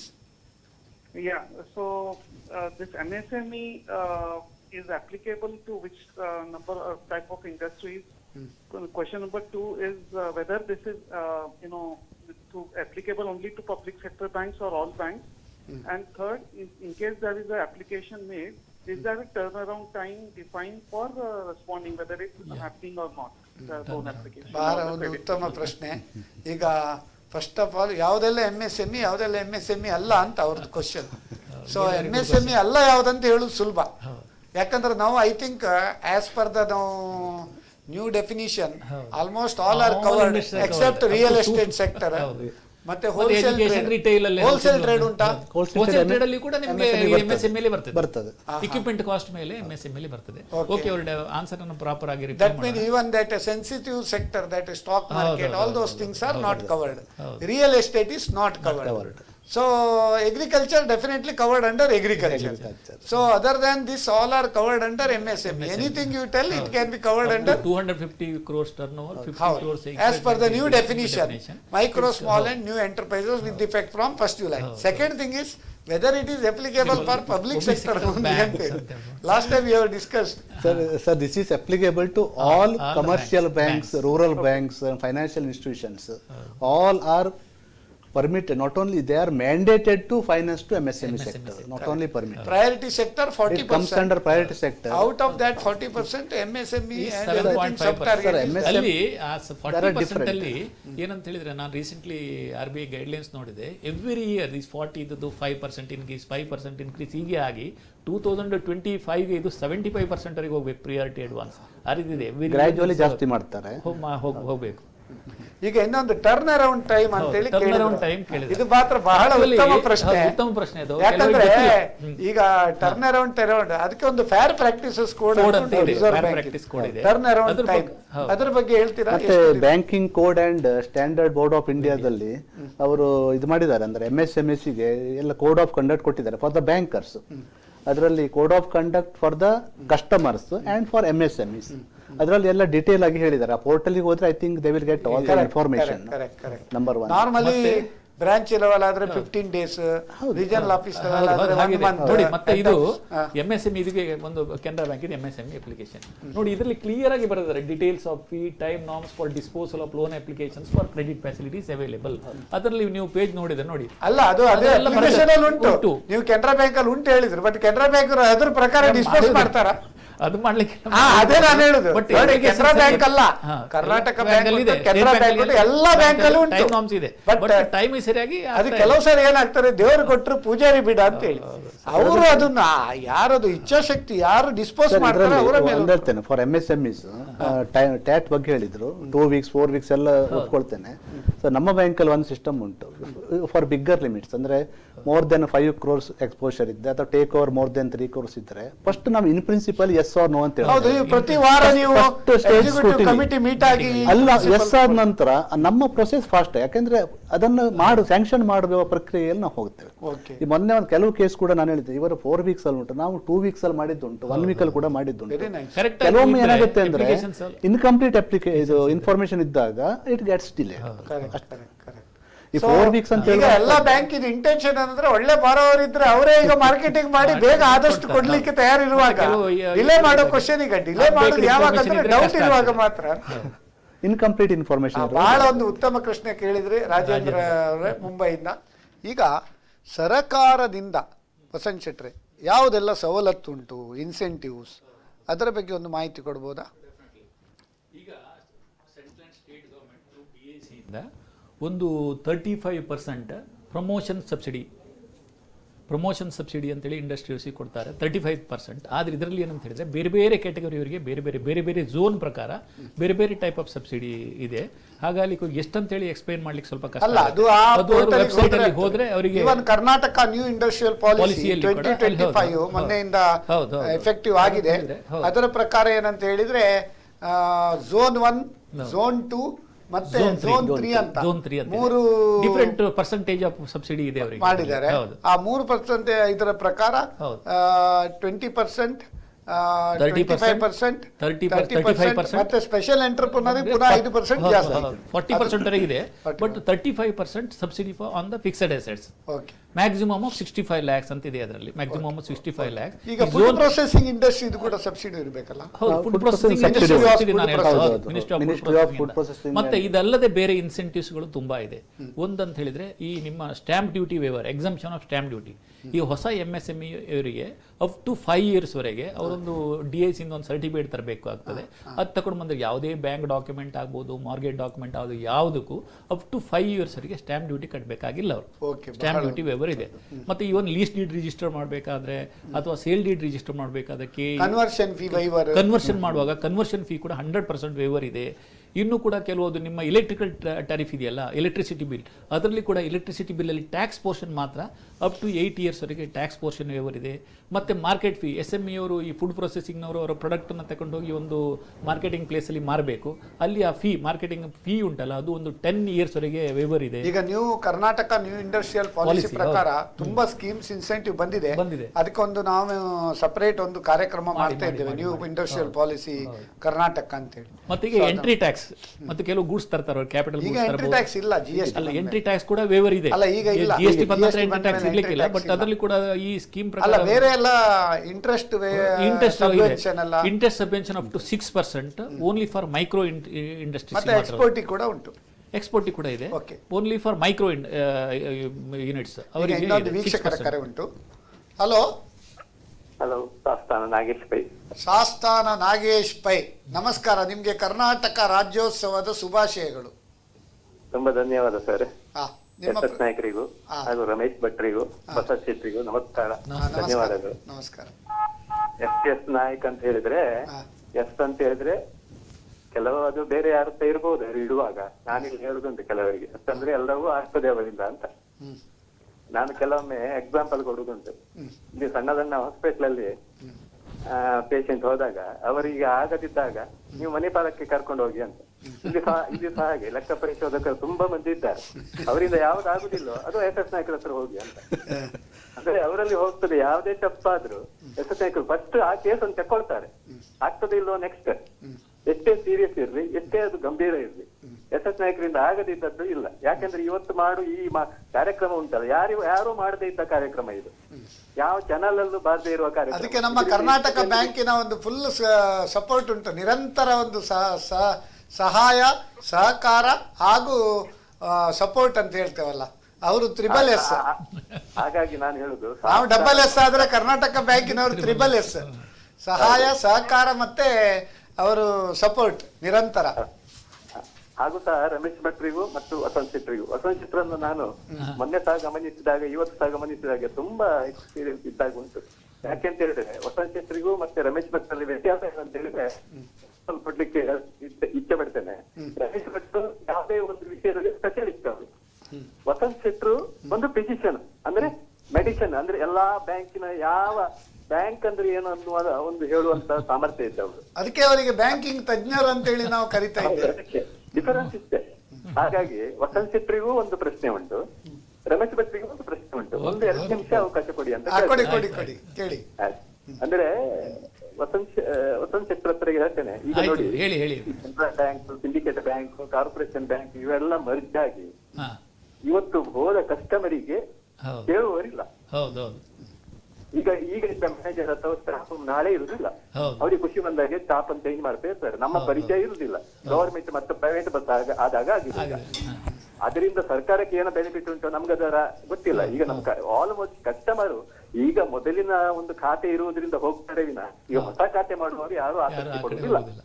ಯಾಕಂದ್ರೆ ಬ್ಯಾಂಕಿನಲ್ಲಿ ಹೋದ್ರೆ ಒಂದು ಯಾಕೆ ಬಂದಿರಿ, ಯಾಕೆ ಬರ್ತಾ ಇದ್ದಾರೆ ಅನ್ನುವುದು ಸಹ ಕೇಳುವುದಿಲ್ಲ. ಈಗ ಒಂದು ರೀತಿ ಸಮುದ್ರದ ಹಾಗಾಗಿದೆ. ಈಗ ಸದ್ಯಕ್ಕೆ ಪ್ರಸ್ತುತ ಕರ್ನಾಟಕ ಬ್ಯಾಂಕ್ ಒಂದೇ ಆಸೆ ಮಾಡುದು ಅಂತ ಹೇಳಿದ್ರೆ ಬಂದ ಕಸ್ಟಮರ್ ಅನ್ನ ಪರಿಚಯ ಇರುವವರೇ ಇರುವುದು, ಮತ್ತೆ ಆಸೆ ಪಡುವುದು, ಎಲ್ಲರನ್ನು ಅಪ್ರೋಚ್ ಆಗಿ ಒಳ್ಳೆ ರೀತಿಯಲ್ಲಿ ಇದು ಮಾಡುವುದು. ಆದ್ರೆ ಒಂದುಂಟು, ಈ ಕರ್ನಾಟಕದ ಬ್ಯಾಂಕಿನ ಬಗ್ಗೆ ನನಗೆ ತುಂಬಾ ಹೆಮ್ಮೆ ಉಂಟು. ಆದ್ರೆ ಸ್ವಲ್ಪ ಬ್ಯಾಂಕಿನ ವ್ಯವಹಾರದಲ್ಲಿ ನಾನು ಕೇಳುದು, ಇದು RBI ರಿಸ್ಟ್ರಿಕ್ಷನ್ ಇರ್ತದೋ ಇಲ್ವೋ ಅಂತ ಗೊತ್ತಿಲ್ಲ. ಈ ಹಣ ಕ್ಯಾಶ್ ಹಾಕುವಾಗ ಕಾರ್ಪೊರೇಷನ್ ಅಲ್ಲಿ ಇದ್ದ ನೀತಿ ಕರ್ನಾಟಕದಲ್ಲಿ ಇಲ್ಲ. ಅಂದ್ರೆ 70,000ಕ್ಕಿಂತ ಹೆಚ್ಚು ಹಾಕಿದ್ರೆ ಚಾರ್ಜಸ್ ಮಾಡ್ತಾರೆ. ಅದೇ ಕಾರ್ಪೊರೇಷನ್ ಅಲ್ಲಿ 2 ಲಕ್ಷ ಹಾಕಿದ್ರೆ ಚಾರ್ಜಸ್ ಮಾಡುದಿಲ್ಲ. ಹಾಗಾಗಿ ಇದು ರಮೇಶ್ ಭಟ್ರ ಹತ್ರ ಕೇಳುದು, ಅದು ಯಾಕೆ ಅದು ಅಂದ್ರೆ ಈಗ ನಮ್ಮ ವ್ಯವಹಾರದಲ್ಲಿ ಆ ಕ್ಷೇತ್ರದಲ್ಲಿ ಬೇರೆ ಅಂಗಡಿಯಲ್ಲಿ ಬೇರೆ ಬೇರೆ ರೇಟ್ ಉಂಟು, ಅದು ಸ್ವಂತದ್ದು. ಒಂದು RBI ಒಂದು ನಿಯಮಾವಳಿ ಅಂತ ಉಂಟಲ್ವಾ. ಹಾಗಾಗಿ ನಾನೊಬ್ಬ ರಿಟೇಲರ್ ಆಗಿ ಹೇಳುದು, ನಾವು ಆದಷ್ಟು ತುರುದು ಬ್ಯಾಂಕ್ ಥ್ರೂ ಇಂದ ಐಟಮ್ ಎಲ್ಲ ತೆಗೆದು ಕ್ಯಾಶ್ ತುಂಬುವಾಗ ರಿಟೇಲ್ ತುಂಬುದು ನಾವು. ಹಾಗಾಗಿ ಇದಕ್ಕೆ ಏನು ಮತ್ತೆ ಇದು ಯಾವ ರೀತಿಯ ಒಂದು ನಿಮ್ಮಲ್ಲಿ ಭೇದ ಅಂತ ಕೇಳುದು ನಾನು. ಮತ್ತೆ ಈ ಹೈನುಗಾರಿಕೆ ಉಂಟಲ್ಲ, ಹೈನುಗಾರಿಕೆ ಸ್ಕೇಲ್ ಅಲ್ಲಿ ಮಾಡುವಾಗ ಅದು ಅಗ್ರಿಕಲ್ಚರ್ ಸ್ಕೀಮಿನಲ್ಲಿ ಸಿಗ್ತದ ಅಥವಾ ಬೇರೆ ಪ್ರಕಾರದಲ್ಲಿ ಸಿಗ್ತದ? ಅಗ್ರಿಕಲ್ಚರ್ ಸ್ಕೀಮ್ ಅಲ್ಲಿ ಸಿಗ್ತದೆ ಅಂದ್ರೆ ಯಾವ ಸ್ಕೀಮ್ ಉಂಟಂತ ಕರ್ನಾಟಕ ಬ್ಯಾಂಕ್ ಅಲ್ಲಿ ಉಂಟಂತ ರಮೇಶ್ ಭಟ್ರಿಗೆ ಕ್ವಶನ್ ಆಗ್ತದೆ. ಅವರು ಅಗ್ರಿಕಲ್ಚರ್ ಸ್ಪೆಷಲಿಸ್ಟ್ ಹೇಳ್ತಾರ ಅವರು. ಹೌದಾಯ್ತು. ರಮೇಶ್ ಭಟ್ರೆ. ನಾಗೇಶ್ ಪೈ ನಮಸ್ಕಾರ. ಫಸ್ಟ್ ಕ್ಯಾಶ್ ಡೆಪಾಸಿಟ್ ಚಾರ್ಜ್ ಬಗ್ಗೆ ನೀವು ಕೇಳಿದ್ರಿ. ಅಂದ್ರೆ ಕ್ಯಾಶ್ ಡೆಪಾಸಿಟ್ ಚಾರ್ಜಿಗೆ ನೀವು ಹೇಳಿದಂಗೆ ಚಾರ್ಜಸ್ ಉಂಟಲ್ಲ, ಅದು ಉಂಟು. ಅಂದ್ರೆ ಪ್ರತಿ ಬ್ಯಾಂಕಿಗೆ ಬಿಟ್ಟಿದ್ದು. ಸೊ ಬ್ಯಾಂಕ್ ಇಂತಿಂತ ಯಾವ ರೀತಿ ಅಕೌಂಟಿಗೆ ಎಷ್ಟು ಚಾರ್ಜ್ ಮಾಡಬೇಕು ಅಂತೇಳಿ ಒಂದು ಡಿಸೈಡ್ ಮಾಡಿದ್ದಾರೆ. ಇದು ಉದ್ದೇಶ ಇಷ್ಟೇ, ಕ್ಯಾಶ್ ಟ್ರಾನ್ಸಾಕ್ಷನ್ ಕಮ್ಮಿ ಮಾಡಬೇಕು ಹೇಳುವಂತ ಉದ್ದೇಶ. ಅಂದ್ರೆ ಡಿಜಿಟಲ್ ಟ್ರಾನ್ಸಾಕ್ಷನ್ ಜಾಸ್ತಿ ಮಾಡಬೇಕು ಹೇಳುವಂಥದ್ದು ಸರ್ಕಾರದ ಉದ್ದೇಶ ಹೌದು. ಅದಕ್ಕೆ ಸ್ಪಂದಿಸುವಂಥದ್ದು ನಮ್ಮ ಬ್ಯಾಂಕ್ ಅಕೌಂಟಿಗೆ ಕ್ಯಾಶ್ ಹಾಕಿದಷ್ಟು ನಿಮ್ದು ಕಾಸು ಜಾಸ್ತಿ ಆಗ್ತದೆ ಇಲ್ವಾ? ನೀವು ಒಂದು ಸೈಡ್ ಕಾಸ ಪ್ರಮೋಟ್ ಮಾಡ್ತೀರಿ, ಇನ್ನೊಂದು ಸೈಡ್ ನಲ್ಲಿ ನೀವು ಅದರಲ್ಲಿ 2 ರೀತಿ ಚಾರ್ಜಸ್ ಹಾಕ್ತೀರಿ ಅಲ್ಲ. ಅದರಲ್ಲಿ 2 ರೀತಿ ಉಂಟು. ಕ್ಯಾಶ್ ಲಿಮಿಟ್ ಗಿಂತ ಜಾಸ್ತಿ ಇದ್ರೆ ಪ್ರತಿ ಬ್ರಾಂಚ್ ಅಲ್ಲೂ ಕೂಡ ಅದಕ್ಕೆ ನೆಗೆಟಿವ್ ಆಗಿ ಹೋಗ್ತದೆ, ಅದು ನೆಗೆಟಿವ್ FTP ಅದಕ್ಕೆ. ಸೊ ಹಾಗೆ ಒಂದು ಲಿಮಿಟ್ ಗಿಂತ ಜಾಸ್ತಿ ನಾವು ಕ್ಯಾಶ್ ಇಟ್ಕೊಳ್ಳಿಕ್ಕಿಲ್ಲ. ಅದನ್ನು ಹೇಳಿದ್ನಲ್ಲ, ಅದಕ್ಕೋಸ್ಕರ ಆದಷ್ಟು ನಾವು ಕರೆನ್ಸಿ ಚಟ್ಟಿಗೆ ಹಾಕಬೇಕು. ಕರೆನ್ಸಿ ಚಟ್ಟಿಗೆ ಹಾಕಬೇಕು ಅಂತ ಹೇಳಿದ್ರೆ ನೀವು ಶಾಸ್ತ್ರದಿಂದ ಕರೆನ್ಸಿ ಚಟ್ಟಿ ಬರಬೇಕು ಅಂತ ಇಟ್ ಇನ್ವಾಲ್ವ್ಸ್ ಕಾಸ್ಟ್. ಆ ಕಾಸ್ಟ್ ಅನ್ನ ಇಂಡೈರೆಕ್ಟ್ ಆಗಿ ಸ್ವಲ್ಪ ಮಟ್ಟಿಗೆ ರಿಕವರಿ ಮಾಡುವಂಥದ್ದು ಇದು ಉದ್ದೇಶ. Digital case to case basis ಮೇಲಿಂದ ತುಂಬಾ ವೇವ್ ಮಾಡಿದ್ದೆ, ಅದು ಉಂಟು. 70,000 ಕ್ಯಾಶ್ ಹೋಲ್ಡಿಂಗ್ ಅಂತ 70,000 50,000 ಮೇಲೆ ನಿಮ್ಮ ಕೆನರಾ ಬ್ಯಾಂಕ್ ಅಲ್ಲಿ ಕೂಡ ಹಾಕ್ತಾರೆ. 50,000 ಅಬೌವ್ SB ಅಕೌಂಟ್ ಅಲ್ಲಿ ಹಾಕಿದ್ರೆ ಅವರು ಚಾರ್ಜ್ ಹಾಕ್ತಾರೆ. ಮತ್ತೆ SB ಅಕೌಂಟ್ ಅಲ್ಲಿ 50,000 ಯಾಕೆ ಅಂತಂದ್ರೆ SB ಅಕೌಂಟ್ ಇರುವಂತದ್ದು ಸೇವಿಂಗ್ ಪರ್ಪಸ್ಗೆ. ಬಿಸಿನೆಸ್ ಟ್ರಾನ್ಸಾಕ್ಷನ್ ಮಾಡಬೇಕು ಅಂತ ಹೇಳಿದ್ರೆ ಕರೆಂಟ್ ಅಕೌಂಟ್ ಓಪನ್ ಮಾಡಬೇಕು. ಕರೆಂಟ್ ಅಕೌಂಟಿಗೆ 50,000 ಲಿಮಿಟ್ ಇರೋದಿಲ್ಲ, ಅದಕ್ಕೆ ಜಾಸ್ತಿ ಇರ್ತದೆ. ಇನ್ನೊಂದು ಪ್ರಶ್ನೆ ಕೇಳಿದ್ರೆ ಡೈರಿ ಡೆವಲಪ್ಮೆಂಟ್ ಅಂತೇಳಿ. ಡೈರಿ ಡೆವಲಪ್ಮೆಂಟ್ ಅಂತಂದ್ರೆ 2 ರೀತಿ ಉಂಟು. ಒಂದು ಅನಿಮಲ್ ರೇರಿಂಗ್, ನಿಮಗೆ ಮಿಲ್ಕ್ ಪ್ರೊಡಕ್ಷನ್ಗೆ ಹಾಕುವಂಥದ್ದು. ಸೆಕೆಂಡು ಪ್ರೊಸೆಸಿಂಗ್ ಆಕ್ಟಿವಿಟಿ, ಈ ಹಾಲನ್ನು ಮುಂದೆ ಹೇಗೆ ಪ್ರೊಸೆಸ್ ಮಾಡ್ತೀರಿ ಹೇಳುವಂಥದ್ದು 2 ವಿಂಗ್ ಬರ್ತದೆ. ಈ 2 ವಿಂಗು ಕೂಡ ಅಗ್ರಿಕಲ್ಚರಲ್ಲೇ ಬರ್ತದೆ. It will not come under MSME. ಮತ್ತೆ ಕರ್ನಾಟಕ ಬ್ಯಾಂಕಲ್ಲಿ ಅಗ್ರಿಕಲ್ಚರ್ ಲೋನ್, ಈ ಡೈರಿ ಡೆವಲಪ್ಮೆಂಟ್ ಹೇಳಿದ್ರಲ್ಲ, ಫಾರ್ ಅನಿಮಲ್, ಈಗ ಹಸು ಅಥವಾ ಎಮ್ಮೆ ಇದು ಮಾಡಿ ಕೂಡ ಸ್ಕೀಮ್ ಉಂಟು. ಅದೇ ರೀತಿ ಎಗ್ರೋ ಪ್ರೊಸೆಸಿಂಗ್ ಕೂಡ we have one separate scheme, KBL agro processing ಅಂತೇಳಿ ಅದೊಂದು ಸ್ಕೀಮ್ ಮಾಡಿದ್ದೇವೆ ನಾವು. ಅದರಲ್ಲಿ ನಾವು need based finance up to 15 crore, ಅಂದರೆ depending upon the activity and project report ನಾವು ಫಂಡಿಂಗ್ ಮಾಡ್ತೇವೆ. ಅಗ್ರಿಕಲ್ಚರ್ ಸೆಕ್ಟರ್ನಲ್ಲೇ ಬರ್ತದೆ ಅದು. Agriculture sector. ಈಗ ನೀವು ಪೌಲ್ಟ್ರಿ ಬರ್ತದೆ, ಹೌದು, ಬರ್ತದೆ. 5 animals ಸಬ್ಸಿಡಿ ಸ್ಕೀಮ್ಸ್ ಕೂಡ ಇತ್ತದು. ಈಗ ಹೌದು, ಅದು ನಬಾರ್ಡ್ ಅಪ್ ಟು 5 ದನ ಕಟ್ಟುವುದಾದರೆ ಅದಕ್ಕೆ ಸಬ್ಸಿಡಿ ಡೆಡ್ ಸ್ಕೀಮ್ ಅಂತ, ಡೈರಿ ಎಂಟರ್ಪ್ರೆನ್ಯೂರ್ಸ್ ಡೆವಲಪ್ಮೆಂಟ್ ಸ್ಕೀಮ್ ಅಂತ ಹೇಳಿ ಇತ್ತು ಅದು. ಬಟ್ ಅದು ಸಬ್ಸಿಡಿ ಹೇಗಂದ್ರೆ ಪ್ರತಿ ವರ್ಷ ಇಷ್ಟು ಹಣ ರಿಲೀಸ್ ಮಾಡ್ತಾರೆ, ಆ ಹಣ ಖಾಲಿ ಆಗೋಲ್ಲವರೆ ಮಾತ್ರ ಸಬ್ಸಿಡಿ ಕೊಡ್ತಾರೆ. ಒಂದ್ಸಲ ಮುಗಿದೋದ ನಂತರ ಅದು ಸಬ್ಸಿಡಿ ಸಿಗುದಿಲ್ಲ. ಈಗ ನಾಗೇಶ್ ಪೈ ಅವರು ನನಗೆ ಒಂದು ಕ್ವಶನ್ ಹಾಕಿದ್ರು ರಿಗಾರ್ಡಿಂಗ್ ಮರ್ಜರ್ ಕರೆಕ್ಟ್ ಪೈ ಅವರು ಹೇಳಿದಾಗ ತುಂಬಾ ಇನಿಷಿಯಲ್ ಡೇಸ್ ಅಲ್ಲಿ ತುಂಬಾ ಪ್ರಾಬ್ಲಮ್ ಆಗಿದೆ. ದೊಡ್ಡ ಬ್ಯಾಂಕ್ಗಳು 2 ಬ್ಯಾಂಕ್ ಮರ್ಜ್ ಆಗುವಾಗ ಈ ಟೆಕ್ನಾಲಜಿ ಇಶ್ಯೂ, ಪ್ಯಾಕೇಜ್, ಆ ಬ್ಯಾಂಕಲ್ಲಿ ಒಂದು ಪ್ಯಾಕೇಜ್ ಇರ್ತದೆ, ಈ ಬ್ಯಾಂಕಲ್ಲಿ ಇನ್ನೊಂದು ಕಂಪ್ಯೂಟರ್ ಪ್ಯಾಕೇಜ್ ಇರ್ತದೆ. ಈ ಮೈಗ್ರೇಷನ್ ಆಗುವಾಗ ಸ್ವಲ್ಪ ಟೈಮಲ್ಲಿ ಹೋಗ್ತದೆ. ಇದರಿಂದ ನಿಜವಾಗಿಯೂ ಕಸ್ಟಮರ್ಸ್ಗೆ ಪ್ರಾಬ್ಲಮ್ ಆಗ್ತದೆ. ಈಗ ತುಂಬ ದಿನದಿಂದ ನೋಡ್ಬೋದು ನಿಮ್ಮ ಕೆನರಾ ಬ್ಯಾಂಕಲ್ಲಿ ಆಗಲಿ, ಕೆಲವು ಬ್ಯಾಂಕಲ್ಲಿ ಇಂಟರ್ನೆಟ್ ಬ್ಯಾಂಕಿಂಗ್ ಇಲ್ಲ ಹಾಲಿಡೇಸಲ್ಲಿ, ಬೇರೆ ಯಾವುದು ಬ್ಯಾಂಕಿಂಗ್ ಪ್ಯಾಕೇಜಸ್ ಕೂಡ ನಮಗೆ ಸಿಗೋದಿಲ್ಲ. ಇದೆಲ್ಲ ಇನಿಷಿಯಲ್ ಡೇಸಲ್ಲಿ ಅಪ್ ಟು ಈಗ ನೋಡಿ ಆಲ್ರೆಡಿ 6 months ಏನೋ ಆಯಿತು ಇದು ಮರ್ಜ್ ಆಗಿ. Not only Canara and syndicate I am talking, other banks ಕೂಡ ಸೇಮ್ ಪ್ರಾಬ್ಲಮ್ ಇರ್ತದೆ. ಪ್ಯಾಕೇಜಸ್, ಆ ಬ್ಯಾಂಕಲ್ಲಿ ಕಂಪ್ಯೂಟರ್ ಪ್ಯಾಕೇಜ್ ಯಾವುದಿದೆ, ಈ ಬ್ಯಾಂಕಲ್ಲಿ ಬೇರೆ ಇರ್ತದೆ. ಅದೆರಡು ಈ ಮರ್ಜ್ ಅಮಾಲ್ಗಮೇಟ್ ಆಗೋ ಖಂಡಿತ ಪ್ರಾಬ್ಲಮ್ ಆಗಿಯೇ ಆಗ್ತದೆ. ಈ problem for time being customers definitely ಅದನ್ನು ಬೇರ್ ಮಾಡಬೇಕಾಗ್ತದೆ. ಈಗ ರೇಟಿಂಗ್ ಅಂತೇಳಿ ಒಂದು ಬಂದಿದೆ. ಈಗ ಅಪ್ ಟು 5 crore ಈಗ ಅದನ್ನ 10 ಕೋಟಿಗೆ ಕೂಡ ಮಾಡಿದ್ದಾರೆ. 10 crore and above reserve bank 5 crores ಮಾಡಿದ್ರು. ಮೊದಲು 10 ಕೋಟಿ ಇತ್ತು, ಅಲ್ಲ ಈಗ ಪುನಃ 10 crores ಮಾಡಿದ್ರು. ಹೌದು, ಮಾಡಿದ್ದಾರೆ 10 crores. ಎಕ್ಸ್ಟರ್ನಲ್ ರೇಟಿಂಗ್ ಬೇಕು. ರೇಟಿಂಗ್ ಬಗ್ಗೆ ಒಂದು ಸಿಗ್ನಿಫಿಕೆನ್ಸ್ ಹೇಳ್ಬೋದಾ? ರೇಟಿಂಗ್ ಸಿಗ್ನಿಫಿಕೆನ್ಸ್ ಅಂತಂದ್ರೆ ಆ ಪರ್ಟಿಕ್ಯುಲರ್ MSME ಯ ಮಾರ್ಕೆಟ್ ಸ್ಟ್ಯಾಂಡಿಂಗ್ ಇನ್ಕ್ರೀಸ್ ಆಗ್ತದೆ, ಅಂದ್ರೆ ಅವರ ರೆಪ್ಯುಟೇಷನ್ ಇನ್ಕ್ರೀಸ್ ಆಗ್ತದೆ. ಅವರಿಗೆ ಬಿಸ್ನೆಸ್ ಅಲ್ಲಿ ಅದನ್ನು ಯೂಸ್ ಮಾಡ್ಕೊಳ್ಬೇಕು. ಮತ್ತೆ ಒಂದು MSME ಎಂಟಿಟಿ ಒಳ್ಳೆ ರೇಟೆಡ್ AAA AA ಬಂತು ಅಂತ ಹೇಳಿದ್ರೆ ಬ್ಯಾಂಕರ್ಸ್ ವಿಲ್ ಬಿ ತುಂಬಾ ಸಪೋರ್ಟ್ ಮಾಡ್ತಾರೆ. ಇಂಟ್ರೆಸ್ಟ್ ಅಲ್ಲಿ ಅವರಿಗೆ ಕಮ್ಮಿ ಪ್ರೈಸಿಂಗ್ ಬರುತ್ತೆ, ಯಾಕಂದ್ರೆ risk involve will be less ಅಂತ ಹೇಳಿ. Sanction and rate of interest is also linked with this risk. ಹೌದು, ಎಕ್ಸ್ಟರ್ನಲ್ ರೇಟಿಂಗ್ ಒಳ್ಳೆದಿತ್ತು ಅಂತಂದ್ರೆ moderate risk, normal risk, high risk, ಅದು AAA ಇಂದ plus minus B minus single ಎಲ್ಲ ಉಂಟು. ಡಿಫರೆಂಟ್ 7-8 ಕ್ಯಾಟಗರೀಸ್ ಉಂಟು.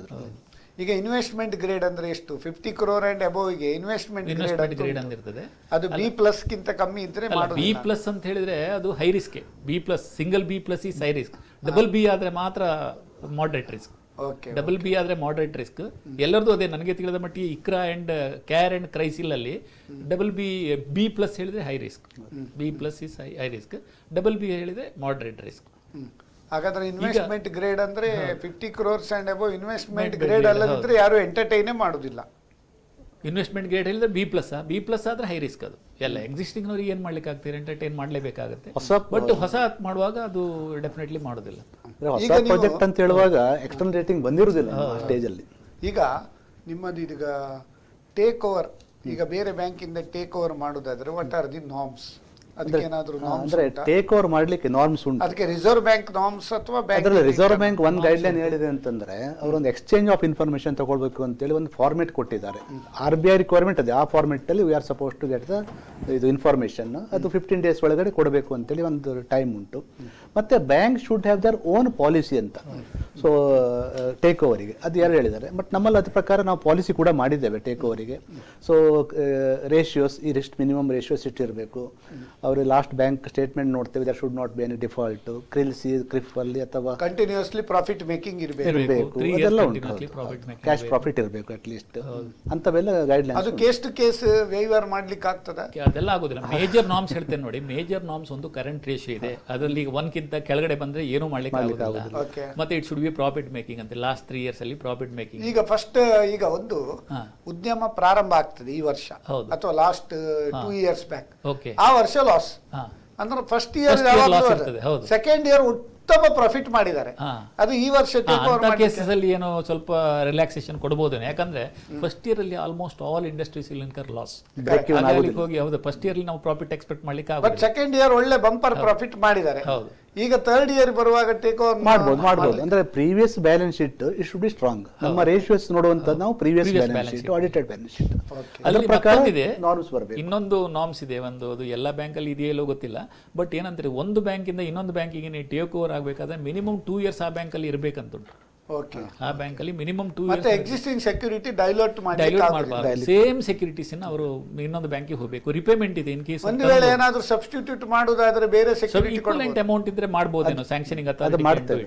ಮತ್ತೆ ಹೌದು, ಸೇಮ್ ಸೆಕ್ಯೂರಿಟಿ ಅಲ್ಲಿಗೆ ಹೋಗಬೇಕು. ಟರ್ಮ್ ಲೋನ್ ಇದ್ದರೆ ರಿಮೈನಿಂಗ್ ಪೀರಿಯಡ್ ಮಾತ್ರ ಕೊಡ್ತೇವೆ, ಅದನ್ನು ಜಾಸ್ತಿ ಪೀರಿಯಡ್ ಕೊಡೋದಿಲ್ಲ. ರೆಸಿಡ್ಯೂಯಲ್ ಪೀರಿಯಡ್ ಎಷ್ಟಿದೆ ರೆಸಿಡ್ಯೂಯಲ್ ಪೀರಿಯಡ್ ಮಾತ್ರ ಕೊಡ್ತೇವೆ. ಓಕೆ ಓಕೆ ಓಕೆ, ಬಹಳ ಒಂದು ಉತ್ತಮ. ಅಂದ್ರೆ ಹೆಲ್ದಿ ಕಾಂಪಿಟಿಷನ್ ಇರಲಿ ಅಂತ ರಿಸರ್ವ್ ಬ್ಯಾಂಕ್ ಯಾವ ಬ್ಯಾಂಕಿಂದ ಬರ್ತದೆ ಆ ಬ್ಯಾಂಕಲ್ಲಿ ಅದು ಅಸೆಟ್ ಕ್ಲಾಸಿಫಿಕೇಶನ್ ಸ್ಟ್ಯಾಂಡರ್ಡ್ ಇರಬೇಕು.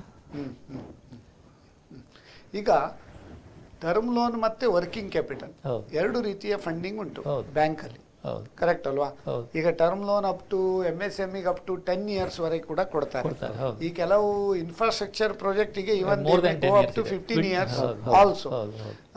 ವರ್ಕಿಂಗ್ ಕ್ಯಾಪಿಟಲ್ ಅದರಲ್ಲಿ ಕೆಲವು ಕಡೆಯಲ್ಲಿ ನಾನು ನೋಡಿದೆ, ಸ್ಟಾಕಿಗೆ 25% ಇಡ್ತಾರೆ, ಬುಕ್ ಡೇಟ್ಸ್ ಅಂದ ಕೂಡಲೇ ಅದು 30%, 40%, 50% ಮಾರ್ಜಿನ್ ಹಾಕ್ತಾರೆ. ಅದು ಆವಾಗ ಅವ್ರದ್ದು ಅದು ಪ್ರಾಬ್ಲಮ್ ಆಗ್ತದೆ. ಅದು ಯಾಕಂತ ಹೇಳಿದ್ರೆ ಬುಕ್ ಡೇಟ್ಸ್ ಓಕೆ, ನಿಮ್ಮೊಂದು ಕಾಮನ್ ಸ್ಮಾಲ್ ಶಾಪ್ ಓನರ್ಸ್ ಇದ್ದವ್ರದ್ದೆಲ್ಲ ಬುಕ್ ಡೇಟ್ಸ್ ಆದರೆ ಅದರಲ್ಲಿ ಮಾರ್ಜಿನ್ ಜಾಸ್ತಿ ಕೊಡ್ತಾರೆ. ಈಗ ಪಬ್ಲಿಕ್ ಸೆಕ್ಟರ್ ಅಂಡರ್ಟೇಕಿಂಗು ಅಥವಾ ರೆಪ್ಯೂಟೆಡ್ ಕಂಪನೀಸ್ ಆದರೆ ಅವರಿಗೆ ಅವ್ರದ್ದು ಡೆಟರ್ಸ್ ಇದ್ದರೆ ಅದರಲ್ಲಿ ಮಾರ್ಜಿನ್ ಕಡಿಮೆ ಕೊಡ್ತಾರೆ, 25% ಅಥವಾ 20% ಇಲ್ಲಿ ಕೊಟ್ಟಿದ್ದು ಕೂಡ ಇದೆ. ಈಗ ಸಣ್ಣ ಶಾಪ್ ಕೀಪರ್ಸ್ ಯಾವ ಸಣ್ಣದೊಂದು ಇಂಡಸ್ಟ್ರಿಗೆ ಸಪ್ಲೈ ಮಾಡ್ತಾರೆ, ಅವ್ರದ್ದು ಡೆಟರ್ಸಿಗೆ ನಾವು 25% ಅಥವಾ 20% ಮಾರ್ಜಿನ್ ಮಾಡಿದ್ರೆ ನಾಳೆ ಡಿಫಾಲ್ಟ್ ರಿಸ್ಕ್ ಎಲ್ಲ ಜಾಸ್ತಿ ಇರ್ತದೆ. ಹಾಗಾಗಿ ಹೋಗಿ ಆ ಕೇಸಸ್ಸಲ್ಲಿ ರೆಪ್ಯೂಟೆಡ್ ಕಂಪನಿಗೆ ಡೆಫಿನೆಟ್ಲಿ ಕೊಡ್ತಾರೆ 20-25%. ಓಕೆ, ಈಗ MSME ಅಲ್ಲಿ ಎಕ್ಸ್ಪೋರ್ಟ್ ಉಂಟಲ್ಲ, ಎಕ್ಸ್ಪೋರ್ಟಿಗೆ ಇನ್ನೂ ಜಾಸ್ತಿ ನಾವು ರೆಸ್ಪೆಕ್ಟ್ ಕೊಡ್ತೇವೆ. ಎಕ್ಸ್ಪೋರ್ಟಿಗೆಲ್ಲ ಏನೆಲ್ಲ ಒಂದು ಸ್ಕೀಮ್ಸ್ ಉಂಟು, ಯಾವ ರೀತಿಯ ಸ್ಪೆಸಿಫಿಕ್ ಸ್ಕೀಮ್ ಅಂತ ಹೇಳಿಲ್ಲ. ಎಕ್ಸ್ಪೋರ್ಟರ್ ಸಾಧಾರಣ ಬರುವಂತದ್ದು ಪ್ರೀ ಶಿಪ್ಮೆಂಟ್, ಪರ್ಚೇಸ್ ಆಫ್ ಇದು, ಮತ್ತೆ ಪೋಸ್ಟ್ ಶಿಪ್ಮೆಂಟ್, ಮತ್ತೆ ಬಿಲ್ ಡಿಸ್ಕೌಂಟಿಂಗ್. ಇದು 3 ಫೆಸಿಲಿಟೀಸ್ ಮೇನ್ ಬೇಕಾಗ್ತದೆ. ಸೊ ಅದೆಲ್ಲ ಫೆಸಿಲಿಟಿ ನಮ್ಮಲ್ಲಿ ಉಂಟು. ಮಂಗಳೂರಲ್ಲಿ ನಮ್ಮದು Kodialbail branch is designated branch, forex designated branch. ನಾವು ಎಲ್ಲ ಟ್ರಾನ್ಸಾಕ್ಷನ್ ಕೂಡ ಕೋಡಿಯಾಲ್ ಬೈಲ್ ಬ್ರಾಂಚ್ ಮೂಲಕ ರೂಟ್ ಮಾಡ್ತೇವೆ. ಅಂದ್ರೆ ನೀವು ಪ್ಯಾಕಿಂಗ್ ಕ್ರೆಡಿಟಿಗೆಲ್ಲ 10% ಮಾರ್ಜಿನ್ ಅಲ್ಲಿ ಬಿಲ್ ಡಿಸ್ಕೌಂಟಿಗೆ ನಿಲ್ ಮಾರ್ಜಿನ್ ಮಾಡ್ತಾರೆ. ಹೌದು. ಮತ್ತೆ ಇನ್ನೊಂದು ಅಂತ ಹೇಳಿದ್ರೆ ಎಕ್ಸ್ಪೋರ್ಟರ್ಸ್ಗೆ ಕೆಲವು ಬ್ಯಾಂಕಲ್ಲಿ ಎಕ್ಸ್ಪೋರ್ಟರ್ಸ್ ಗೋಲ್ಡ್ ಕಾರ್ಡ್ ಅಂತಿದೆ. ಎಕ್ಸ್ಪೋರ್ಟರ್ಸ್ ಗೋಲ್ಡ್ ಕಾರ್ಡ್ ಹೋಲ್ಡರ್ ಇದ್ದಾರಲ್ಲ ಅವರಿಗೆ ಸ್ವಲ್ಪ ಪ್ರಿಯಾರಿಟೀಸ್, ನಿಮ್ಮ ಲಿಮಿಟ್ ನೀವು ಆಗಲಿ, ನಿಮ್ಗೆ ಎಡಿಷನಲ್ ಲಿಮಿಟ್ ಬೇಕು, ರೇಟ್ ಆಫ್ ಇಂಟ್ರೆಸ್ಟ್ ಬೇಕು, ಅದಕ್ಕೆಲ್ಲ ಸ್ವಲ್ಪ ಪ್ರಿಯಾರಿಟಿ ಕೊಡ್ತಾರೆ ಎಕ್ಸ್ಪೋರ್ಟರ್ಸ್ ಗೋಲ್ಡ್ ಕಾರ್ಡಲ್ಲಿ. ಈಗ ಮತ್ತೆ ಈಗ ಒಂದು ಸಾಫ್ಟ್ ಇಂಟ್ರೆಸ್ಟ್ ಸಬ್ವೆನ್ಷನ್ ಕೂಡ ಇದೆ, ಎಕ್ಸ್ಪೋರ್ಟ್ ಕ್ರೆಡಿಟ್ಗೆ ಇಂಟ್ರೆಸ್ಟ್ ಸಬ್ವೆನ್ಷನ್ ಇದೆ. ಈಗ ಸಾಫ್ಟ್ವೇರ್ ಇಂಡಸ್ಟ್ರಿ ಇದೊಂದು, ಈಗ ಕೆಲವು ಪರ್ಟಿಕ್ಯುಲರ್ ಇಂಡಸ್ಟ್ರಿ ನಿಮ್ದು ನಾರ್ಮಲ್ ಸ್ಕೀಮ್ಸ್ ಅಲ್ಲಿ ಇಟ್ ವಿಲ್ ನಾಟ್ ವಿಫಿಟ್. ಆವಾಗ ನೀವು ವರ್ಕಿಂಗ್ ಕ್ಯಾಪಿಟಲ್ ಕೊಡುವಾಗ ಸಾಫ್ಟ್ವೇರ್ ಡೆವಲಪ್ಮೆಂಟ್ ಮಾಡಬಹುದು ಅಥವಾ R&D ಆಕ್ಟಿವಿಟಿ ಮಾಡಬಹುದು. ಅವರಿಗೆ ಓವರ್ ಡ್ರಾಫ್ಟ್ ಲಿಮಿಟ್ ಅಂತ ಬೇಕಾಗ್ತದೆ. ಆವಾಗ ಅವರಿಗೆ stock statement, book day statement ಎಲ್ಲ ಕೊಡ್ಲಿಕ್ಕೆ ಆಗುದಿಲ್ಲ, ನಿಮ್ ಕಣ್ಣಿಗೆ ತೋರುದಿಲ್ಲ. ಆ ಓವರ್ ಡ್ರಾಫ್ಟ್ ಫೆಸಿಲಿಟಿ ಅಂತ ಕೊಡ್ತಾರ, ಅದಕ್ಕೆ ನಾನು ಹೇಳುವ ಪ್ರಕಾರ ಕೆಲವು ಬ್ಯಾಂಕ್ ಅಲ್ಲಿ MSME ಅವರಿಗೆ OD ಸ್ಕೀಮ್ ಇದೆ. ಇದರಲ್ಲಿ ಏನಂತ ಹೇಳಿದ್ರೆ ಅಸೆಸ್ಮೆಂಟ್ ಅವರದ್ದು ಟರ್ನ್ ಓವರ್ ಅಥವಾ ನಮ್ಮ ಯಾವುದು MPBF ಮೆಥಡ್ ಅಥವಾ ಕ್ಯಾಶ್ ಬಜೆಟ್ ಅದ್ರ ಪ್ರಕಾರನೇ ಅಸೆಸ್ಮೆಂಟ್ ಮಾಡ್ತಾರೆ. ಬಟ್ ಕೊಲಾಟ್ರಲ್ ಸೆಕ್ಯೂರಿಟಿ ಬೇಸಿಸ್ ಅಲ್ಲಿ, ಕೊಲಾಟ್ರಲ್ ಸೆಕ್ಯೂರಿಟಿ ಈಗ ಸಿಟಿ ಏರಿಯಾದಲ್ಲಿ ಯೂನಿಟ್ ಇದ್ದರೆ ನೀವು 100% ಅಥವಾ ಇದು ಸರ್ವಿಸ್ ಆಕ್ಟಿವಿಟಿ ಆಗ್ಲಿಕ್ಕೆ ಹೋಗಿ 125% ಕೊಲಾಟ್ರಲ್ ಸೆಕ್ಯೂರಿಟಿ ಕೊಟ್ಟರೆ ನಿಮಗೆ ನಿಮಗೆ ಬೇಕಾದ ಲಿಮಿಟ್ ಸಿಗ್ತದೆ, subject to assessment of the limit. Without assessment ಹಾಗೆ ಸಿಕ್ಕೊಡೋದು ಕಷ್ಟ. ಈಗ ಹೋಟೆಲ್ ಇಂಡಸ್ಟ್ರಿಯವರಿಗೆ ಏನು ವರ್ಕಿಂಗ್ ಕ್ಯಾಪಿಟಲ್ ಬೇಕಾಗ್ತದೆ? ಈ ಗ್ರೋಸರೀಸ್ ಇದೆಲ್ಲ ಒಂದು ತಿಂಗಳು, ವಾರ ಅಥವಾ 2 ವಾರಕ್ಕೆ ಇಟ್ಕೊಳ್ಳುವಂತ ತುಂಬಾ ದೊಡ್ಡ ವರ್ಕಿಂಗ್ ಕ್ಯಾಪಿಟಲ್. ಸಾಫ್ಟ್ವೇರ್ ಇಂಡಸ್ಟ್ರಿ ಅವರಿಗೆ ಸಾಫ್ಟ್ವೇರ್ ಡೆವಲಪ್ಮೆಂಟ್ ಮಾಡಲಿಕ್ಕೆ ಮೆಥಡ್ ಇದೆ, ಎಕ್ಸ್ಪೆಂಡಿಚರ್, ಸ್ಯಾಲರೀಸ್ ಮತ್ತು ಅವರಿಗೆ ಡೆಪ್ಯುಟೇಷನ್ ಅಬ್ರಾಡ್, ಅದಕ್ಕೆಲ್ಲ ಸಪರೇಟ್. ಹೇಗೆಂತಂದ್ರೆ ಎಲ್ಲಿ ಈ primary security, stock and book date ಸಾಧಾರಣ ನಿಲ್ಲಿರ್ತದೋ ಅಂತ ಇಂಡಸ್ಟ್ರಿಗೆ ಎಕ್ಸ್ಪೆಂಡಿಚರ್ ಬೇಸಿಸ್ ಕರ್ನಾಟಕ ಬ್ಯಾಂಕ್ ಅಲ್ಲಿ ಅಂದ್ರೆ ಸಾಧಾರಣವಾಗಿ 60 to 90 days expenditure expenditure method ಅಂದ್ರೆ 60 to 90 days ಎಕ್ಸ್ಪೆಂಡಿಚರ್, ಅದರ 75% ಆಸ್ ವರ್ಕಿಂಗ್ ಕ್ಯಾಪಿಟಲ್ ಕೊಡುವ ಒಂದು ಸಿಸ್ಟಮ್ ಉಂಟು. ಬಟ್ ಸೆಕ್ಯೂರಿಟಿ ಇವರು ಹೇಳಿದಂಗೆ ನಾವು 100-125% ವರೆಗೂ ಇನ್ಸಿಸ್ಟ್ ಮಾಡ್ತೇವೆ. ಈ ಎಕ್ಸ್ಪೆಂಡಿಚರ್ ಮೆಥಡ್ ಕರ್ನಾಟಕ ಬ್ಯಾಂಕ್ ಅಲ್ಲಿ ಇದೆ. It's very good method of assessment. Excellent. ಅದು 75% ವರೆಗೆ ಕೊಡ್ತೀರಾ? ಹೌದು. ವೆರಿ 60 to 90 days ಎಕ್ಸ್ಪೆಂಡಿಚರ್, ಅದರ 75%. ಮತ್ತೆ ಅವರು ಅದರಲ್ಲಿ ವರ್ಕಿಂಗ್ ಕ್ಯಾಪಿಟಲ್ ಸೈಕಲ್ ಕೂಡ ನೋಡ್ತಾರೆ. ಅಂತ 6 months ಆದ್ರೆ 6 months ಗೆ ಎಷ್ಟು ಎಕ್ಸ್ಪೆಂಡಿಚರ್ ಆಗ್ತದೆ, ಅದರಲ್ಲಿ ಮಾರ್ಜಿನ್ ಕಳೆದು ಆ ಮಾರ್ಜಿನ್ ಮೇಲೆ ಅವರು ಈಗ for example educational institutions they are coming under MSME, stock ಇರುವುದಿಲ್ಲ, ಡೇಟಾಸ್ ಇರುವುದಿಲ್ಲ, then you have to fund under this expenditure method. ಹಳೆ ಇದರ ನಾಯಕ್ ಕಮಿಟಿ ರೆಕಮೆಂಡೇಶನ್ ಅಲ್ಲಿ ನಾವು 20% ಅಂತೇಳಿ ಮಾಡ್ತೀವಿ. ನಮ್ಮ ಪ್ರೊಜೆಕ್ಷನ್ ಏನು ಅಂದ್ರೆ there will be 4 cycles in a year ಅಂತ ಹೇಳಿ. ಈಗ ಸಪೋಸ್ 4 cycle ಇಲ್ಲ, 2 cycles ಉಂಟು, ಅವಾಗ ಏನಾಗುತ್ತೆ ಅಂದ್ರೆ ಅವರಿಗೆ 20% ಕೊಟ್ಟರೆ ಸಾಕಾಗುದಿಲ್ಲ. ಆ ಸೈಕಲ್ ಅನ್ನು ಕೂಡ ನಾವು ಆ್ಯಡ್ ಮಾಡ್ತೇವೆ ನಮ್ಮ ಫಾರ್ಮುಲಾದಲ್ಲಿ. So they will get more funding. Excellent. ನಾವು ಡಿಜಿಟಲ್ ಮಾಡುವಾಗ ಅದನ್ನು ಕೂಡ ನಾವು ಗಮನ ಇಟ್ಕೊಂಡು ಮಾಡಿದ್ದೇವೆ. ಮತ್ತೆ ನಮ್ಮ ಟ್ರೆಡಿಷನಲ್ ಮೆಥಡ್ಗೆ ಟರ್ನ್ ಓವರ್ ಮೆಥಡ್ ಆಗಲಿ, ವರ್ಕಿಂಗ್ MPBF ಮೆಥಡ್ ಆಗಲಿ, ಕ್ಯಾಶ್ ಬಜೆಟ್ ಆಗಲಿ, ಕೆಲವು ಇಂಡಸ್ಟ್ರಿಗೆ ಅದು ಸೂಟ್ ಆಗೋದಿಲ್ಲ. ಕೆಲವು ನೀವು ಹೇಳಿದಾಗ ಸಾಫ್ಟ್ವೇರ್ ಇಂಡಸ್ಟ್ರಿಗೆ ಇವ್ರು ಹೇಳಿದಾಗ ಎಕ್ಸ್ಪೆಂಡಿಚರ್ ಮೆಥಡೇ ಬೆಸ್ಟ್. ಯಾಕಂದ್ರೆ ಅವ್ರು ಸ್ಯಾಲ್ರಿ ಕೊಡಬೇಕಾಗುತ್ತೆ, ಫಾರಿನ್ ಡೆಪ್ಯುಟೇಷನ್ಗಳಿಗೆ ಅವ್ರದ್ದು ಎಕ್ಸ್ಪೆನ್ಸ್ ಇನ್ಕಮ್ ಮಾಡಬೇಕಾಗುತ್ತೆ, ಬೇರೆ ಬೇರೆ ಟೈಪ್ ಆಫ್ ಎಕ್ಸ್ಪೆನ್ಸ್ ಇದೆ. ಈಗ 59 minutes ಸ್ಕೀಮ್ ಅಂತ ಬಾರಿ ಜನರು ಅದ್ರ ಬಗ್ಗೆ ಮಾತಾಡ್ತಾರೆ. ಅಪ್ಲೈ ಮಾಡಿದ ಕೂಡಲೇ 59 ನಿಮಿಷದಲ್ಲಿ ಸ್ಯಾಂಕ್ಷನ್ ಕೊಡ್ತಾರೆ. PSU bank 59 minutes loan scheme ಅಂತೇಳಿ, ಅದು ಯಾವ ಬ್ಯಾಂಕಿನವರು ಕೂಡ ಅದರಲ್ಲಿ ಫಾರ್ಮೇಟ್ ಮಾಡ್ತಾರೆ. ನಿಮ್ದು ಕರ್ನಾಟಕ ಬ್ಯಾಂಕ್ ಉಂಟಾ 59 minutes ಸ್ಕೀಮ್? ಆ ಒಂದು ಪರ್ಟಿಕ್ಯುಲರ್ ಪ್ರಾಜೆಕ್ಟ್ ಅಲ್ಲಿ ನಾವಿಲ್ಲ. ಅಂದ್ರೆ ಇನಿಷಿಯಲ್ ಏನ್ ಬಂತು ಅಂದ್ರೆ ಇಟ್ ಇಸ್ ಫಾರ್ PSBs ಅಂತ ಹೇಳಿ ಬಂತು. ಬಟ್ ಕೊಟ್ಟಕ್ಕೆ ಬೇರೆ ಬ್ಯಾಂಕಿನವರು ಕೆಲವರು ಆಡ್ ಆಗಿದ್ದಾರೆ. ಈಗ ನಮಗೆ ಆಡ್ ಆಗ್ಲಿಕ್ಕೆ ನಮ್ಗೆ ಕೇಳಿದ್ದಾರೆ, ನಾವು ರಿಜಿಸ್ಟರ್ ಸಪ್ಲೈಯರ್ ಇದ್ರೆ ಬಾರಿ ಒಳ್ಳೇದಲ್ಲ, ಒಳ್ಳೇದಾಗ್ತದೆ. ಬಟ್ ಇದು ಅಲ್ಲಿರೋ ಎಲ್ಲಾ ಫೀಚರ್ ಅನ್ನ ನಾವು ನಮ್ಮ ಎಕ್ಸ್ಪ್ರೆಸ್ MSME ಅಲ್ಲಿ ತಂದಾಗಿದೆ ನನಗೆ. ಸೊ ಈಗ GST ರಿಟರ್ನ್ಸ್ ಇದ್ರೆ ನಾವು ಡೈರೆಕ್ಟ್ GST ಪೋರ್ಟಲ್ ಹಿಟ್ ಆಗಿ I will get the information. ITR direct ITR hit ಆಗಿ ನನಗೆ ಇನ್ಫಾರ್ಮೇಶನ್ ಬರ್ತದೆ. ಬ್ಯಾಲೆನ್ಸ್ ಶೀಟ್ ಇದ್ರೆ ನಾವು ಸ್ಕ್ಯಾನ್ ಕಾಪಿಯನ್ನು ಅಪ್ಲೋಡ್ ಮಾಡಿದ್ರೆ ಅನಾಲಿಸಿಸ್ ಆಗಿ ಬರ್ತದೆ. ಸೊ ನನಗೆ ಈ ಅದು ಇನ್ ಪ್ರಿನ್ಸಿಪಲ್ ಅದಕ್ಕೆ ಪ್ರೊಸೆಸ್ ಆಗಿ ಬರುವಾಗ ಅಂದ್ರೆ 2 hours ಒಳಗಡೆ I will get the in principle. ನಂತರ ಕೆಲವು ರಿನ್ಯೂವಲ್ ಕೇಸ್ ಬರುವಾಗ ಸೇಮ್ ಡೇ ಕೂಡ ರಿನ್ಯೂವಲ್ ಆಗಿದ್ದುಂಟು ವಿತ್ ಎನ್ಹಾನ್ಸ್ಡ್ ಲಿಮಿಟ್. ನಾವೀಗ ಆಲ್ಮೋಸ್ಟ್ 306 ಬ್ರಾಂಚಸ್ ಎಲ್ಲ ಅದನ್ನು ಇಂಪ್ಲಿಮೆಂಟ್ ಮಾಡಿದ್ದೇವೆ. ಅಂದ್ರೆ ಸರ್ವಿಸ್ ಆಫ್ ಸೇಲ್ಸ್ ಆಫೀಸರ್ಸ್ ಉಂಟು, ಅಲ್ಲೆಲ್ಲ ಮಾಡಿದ್ದೇವೆ ಅದನ್ನು. ಅಸಿಸ್ಟೆಡ್ ಜರ್ನಿ ಸದ್ಯಕ್ಕೆ ಅದು ನಮ್ಮ sales officer will assist. Customer ಬೇಕು, ಯಾಕಂದ್ರೆ ನನಗೆ GST ಅಥವಾ ITR ಹೋಗಬೇಕಾದ್ರೆ I want his credentials, login credentials ಬೇಕು. ಅದನ್ನು ಅವರು ಶೇರ್ ಮಾಡಬಹುದು ಥ್ರೂ ಎ ಲಿಂಕ್. ಮತ್ತೆ GST ಹಿಟ್ ಆಗುವಾಗ OTP ಬರ್ತದೆ, OTP ಅವರು ಹಾಕಬೇಕಾಗ್ತದೆ ಅಲ್ಲಿ. ಇದು CLSS ಸ್ಕೀಮ್ ಅಂತ ಉಂಟು, ಕ್ರೆಡಿಟ್ ಲಿಂಕ್ಡ್ ಕ್ಯಾಪಿಟಲ್ ಸಬ್ಸಿಡಿ. ಹೌದು, ಅದು CDB ಇಂದ ಮೆಷಿನರಿ ಮೇಲೆ 15% of the cost of the machinery subject to a maximum of 15 lakhs. ಅದರ ಬಗ್ಗೆ ಹೇಗೆ? ಹೌದು, ಈ credit linked capital subsidy scheme ಅಂತ ಹೇಳಿದ್ರೆ ಏನಾದ್ರು ಹೊಸ ಇಂಡಸ್ಟ್ರಿ ಸ್ಟಾರ್ಟ್ ಮಾಡಲಿಕ್ಕೆ ಅಥವಾ technology expansion of existing industries, technology ಅಪ್ಗ್ರೇಡೇಷನ್ಸ್ಗೆ ಈ ಸ್ಕೀಮ್ ಇದೆ. ಇದರಲ್ಲಿ ಎಲ್ರಿಗೂ ಅಂತ ಹೇಳಿದ್ರೆ ಅಪ್ ಟು 1 crore ಮಾತ್ರ loan amount up to 1 crore. ನೀವು ಹೇಳಿದಾಗ 15% ಕ್ಯಾಪಿಟಲ್ ಸಬ್ಸಿಡಿ. 1 crore ಜಾಸ್ತಿ ಇದ್ರೆ 15% ರಿಸ್ಟ್ರಿಕ್ಟೆಡ್. ಮಾತ್ರ ಓನ್ಲಿ ಸ್ಪೆಸಿಫೈಡ್ ಇಂಡಸ್ಟ್ರೀಸ್, ಎಲ್ಲ ಇಂಡಸ್ಟ್ರಿಗೆ ಆಗುದಿಲ್ಲ. ಒಂದು 51 ಇಂಡಸ್ಟ್ರೀಸ್ ಅವರು ಸ್ಪೆಸಿಫೈ ಮಾಡಿದ್ದಾರೆ. ಆ 51 ಇಂಡಸ್ಟ್ರಿ 51 ಇಂಡಸ್ಟ್ರೀಸ್ಗೆ ನಿಮ್ಮ ಟೆಕ್ನಾಲಜಿ ಅಪ್ಗ್ರೇಡೇಷನ್ಸ್ಗೆ ಕೊಡ್ತಾ ಇರೋದು CLCSS credit linked capital subsidy scheme. ಈಗ ಅಂತ ಹೇಳಿದ್ರೆ ಅದಕ್ಕೆ ಕೆಲವು ನೋಡಲ್ ಬ್ಯಾಂಕ್ ಇದೆ. ಆ ನೋಡಲ್ ಬ್ಯಾಂಕ್ನವರು ಅವರು ಆನ್ಲೈನಲ್ಲೇ ಸಬ್ಮಿಟ್ ಮಾಡಬೇಕು. ಪ್ರಾಜೆಕ್ಟ್ ರಿಪೋರ್ಟ್ ಕೊಟ್ಟ ನಂತರ ಆನ್ಲೈನಲ್ಲಿ ಅದು ಸಬ್ಮಿಟ್ ಮಾಡಿದ್ರೆ ಇಮಿಡಿಯೇಟ್ಲಿ ನೋಡಲ್ ಬ್ಯಾಂಕ್ ಅಲ್ಲದವರು ನೋಡಲ್ ಬ್ಯಾಂಕ್ ಕಳಿಸ್ಬೇಕು.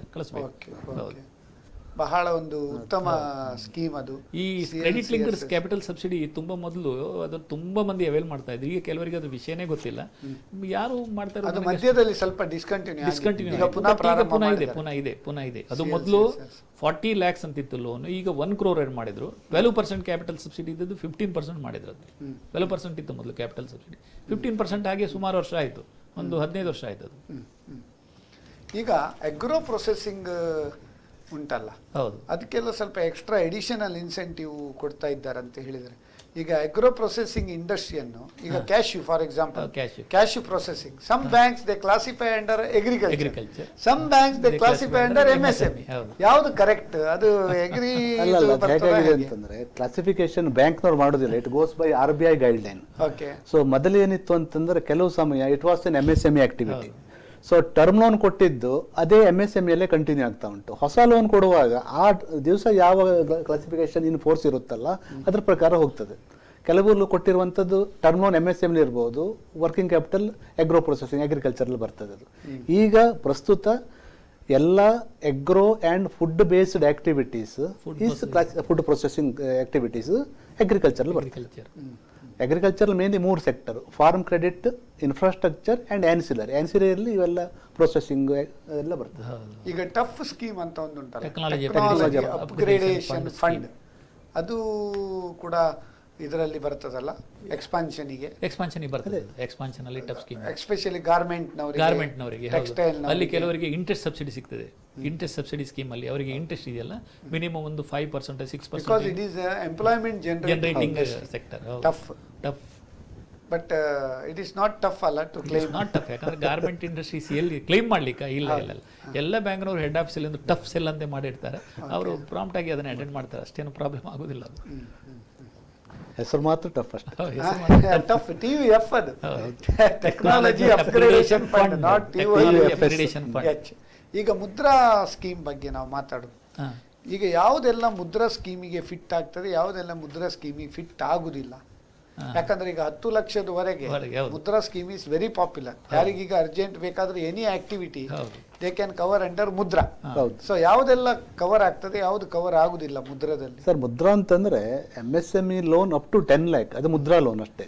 ಅದರಲ್ಲಿ 3 ಕ್ಯಾಟಗರಿ ಮಾಡಿ. ಅಲ್ಲ, MSME ಅಲ್ಲದು ಕೂಡ ಬರ್ತದಲ್ಲ, ಬಿಸಿನೆಸ್ ಫಾರ್ಮಿಂಗ್ ಕೂಡ ಬರ್ಬೋದು, ಅದು ಕೆಲವು ಬರ್ತದೆ. ಅಲೈಡ್ ಆಕ್ಟಿವಿಟೀಸ್ ಅಲ್ಲಿ ಬರ್ತದೆ. ಅಲೈಡ್ ಆಕ್ಟಿವಿಟೀಸ್ ಅಲ್ಲಿ ಬರ್ತದೆ. ಮುದ್ರಾ ಬಿಸಿನೆಸ್ ಆಕ್ಟಿವಿಟಿ ಆದ್ರೆ ಆಯ್ತು. ಬಿಸಿನೆಸ್ ಆಕ್ಟಿವಿಟಿ ಬರ್ತದೆ. ಅದರಲ್ಲಿ 3 category: Shishu, Tarun and Kishore. 50,000 ವರೆಗೆ ಮಾಡಿದ್ದಾರೆ. 5 lakh ಮಾರ್ಜಿನ್ ಎಷ್ಟು ಅದಕ್ಕೆ ಮುದ್ರಾ ಲೋನಿಗೆ? ಇಲ್ಲ, ಕೆಲವು ಇದರಲ್ಲಿ 50,000 ವರೆಗೆ.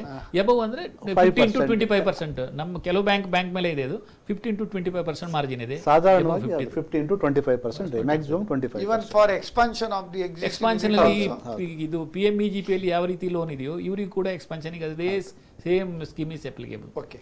ಈಗ ರಿಟೈಲ್ ಲೋನ್ ಅಂತ ಕೊಡ್ತಾರಲ್ಲ, ಈಗ ಟ್ರೇಡರ್ಸ್ಗೆ, ರಿಟೈಲ್ ಟ್ರೇಡರ್ಸ್ಗೆ ಶೋರೂಮ್ ಇರ್ಬೋದು ಅಥವಾ ರಿಟೈಲ್ ವೆಂಡರ್ಸ್ ಇರ್ಬೋದು, ಅವರಿಗೆ ನೀವು credit guarantee scheme up to what amount it is cover? ಟ್ರೇಡರ್ಸ್ಗೆ ಕ್ರೆಡಿಟ್ ಗ್ಯಾರಂಟಿ ಸ್ಕೀಮ್ ಅಲ್ಲಿ 100 lakhs ವರೆಗೆ ಮಾತ್ರ ಕವರ್ ಆಗೋದು, ಮತ್ತು ಗ್ಯಾರಂಟಿ ಫೀ ಕೂಡ 2% ಅವರಿಗೆ.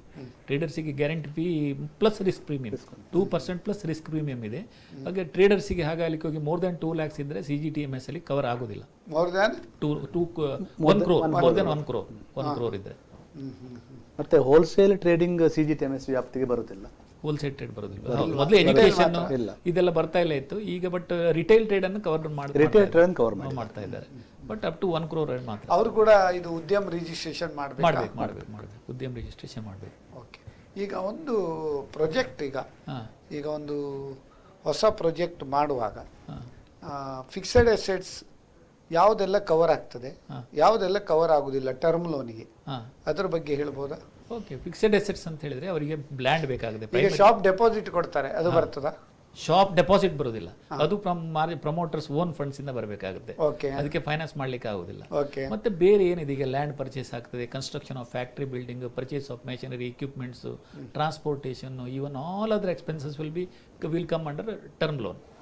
ಏನು ಕ್ಯಾಪಿಟಲ್ ಎಷ್ಟು ಕೊಡ್ತೀರಿ ನೀವು? ಮೊರಿಟೋರಿಯಂ ಅಂದ್ರೆ ಇಷ್ಟ ಅಂತ ಹೇಳುದಿಲ್ಲ. ಅಂದ್ರೆ ಈಗ ಇನ್ಕಮ್ ಜನರೇಷನ್ ಸ್ಟಾರ್ಟ್ ಆಗಬೇಕು. ಸ್ಟಾರ್ಟ್ ಆಗಿ ಬ್ರೇಕ್ ಇವನ್ ಆಗ್ಲಿಕ್ಕೆ ಎಷ್ಟು ಟೈಮ್ ಬೇಕು, ಮಾನಿಟರಿಂಗ್ ಕೊಡಬೇಕಾಗುತ್ತೆ. ನಾವಂದ್ರೆ ಇನ್ಸ್ಟಾಲ್ಮೆಂಟ್ ಅನ್ನ ಟೈಟ್ ಮಾಡಬಾರದು ಯಾವತ್ತು. ಅವರಿಗೆ ಸಫಿಶಿಯಂಟ್ ಮಾನಿಟರಿಂಗ್ ಡೈವರ್ಟ್ ಮಾಡ್ತಾರೆ, ಮತ್ತೆ ಸ್ಟ್ರೆಸ್ಸಿಗೆ ಹೋಗ್ತದೆ ಅಕೌಂಟ್, ಸ್ಟ್ರೆಸ್ ಆಗ್ತದೆ. ಮತ್ತು ಇಲ್ಲಿ ಇಂಪ್ಲಿಮೆಂಟೇಷನ್ ಶೆಡ್ಯೂಲ್ ಐತೆ. ಪ್ರಾಜೆಕ್ಟ್ ಅಂತ ಹೇಳಿದ್ರೆ ನಾವು ಸ್ಟ್ರಿಕ್ಟ್ ಆಗಿ ಇದು ಮಾಡ್ಲಿಕ್ಕೆ ಆಗೋದಿಲ್ಲ. ಅವರಿಗೆ ಒಂದು 6 months ಎಲ್ಲ ಫ್ಯಾಕ್ಟ್ರಿ ಕಂಪ್ಲೀಟ್ ಮಾಡ್ಲಿಕ್ಕೆ ಆಗಿದ್ರೆ up to maximum 1 year or 2 years ವರೆಗೆ ರಿಪೇಮೆಂಟ್ ಹಾಲಿಡೇ ಕೊಡ್ಬೋದು. ಈಗ ಸಬಾರ್ಡಿನೇಟ್ ಡೆಟ್ ಅಂತ ಇದು ಆತ್ಮನಿರ್ಭರ್ ಭಾರತದಲ್ಲಿ ಸ್ಕೀಮ್ ಬಂದಿದೆ, ಅದರ ಬಗ್ಗೆ ಒಂದು ಬ್ರೀಫ್ ಮಾಡಬಹುದಾ? ಸಬಾರ್ಡಿನೇಟ್ ಡೆಟ್ ಅಂತ ಹೇಳಿದ್ರೆ ಈಗ 20,000 crores ಮೊನ್ನೆ ಆತ್ಮನಿರ್ಭರ್ ಭಾರತದಲ್ಲಿ ಅದರಲ್ಲಿ ಫೈನಾನ್ಸ್ ಮಿನಿಸ್ಟ್ರಿ ಅಲಾಟ್ಮೆಂಟ್ ಮಾಡಿದ್ದಕ್ಕೆ 20,000 crores. ಇದು SME ಅವರಿಗೆ ಬರ್ತದೆ. ಅಂದ್ರೆ ಇದಕ್ಕೆ ಏನು ಹೇಳ್ತಾರೆ, credit guarantee scheme for subordinate debt ಅಂತೇಳಿ. ಮತ್ತೆ ಇನ್ನೊಂದು ಏನು ಹೆಸರಿದೆ ಏನಂತ ಹೇಳಿದ್ರೆ DFSDSM ಅಂತ ಹೇಳಿದ್ರೆ distressed asset fund subordinated debt for stress MSMEs ಅಂತ ಹೇಳಿ. ಯಾವುದು ಸ್ಟ್ರೆಸ್ NP ಆದ ಅಕೌಂಟ್ಗೆ ಆಗೋದು.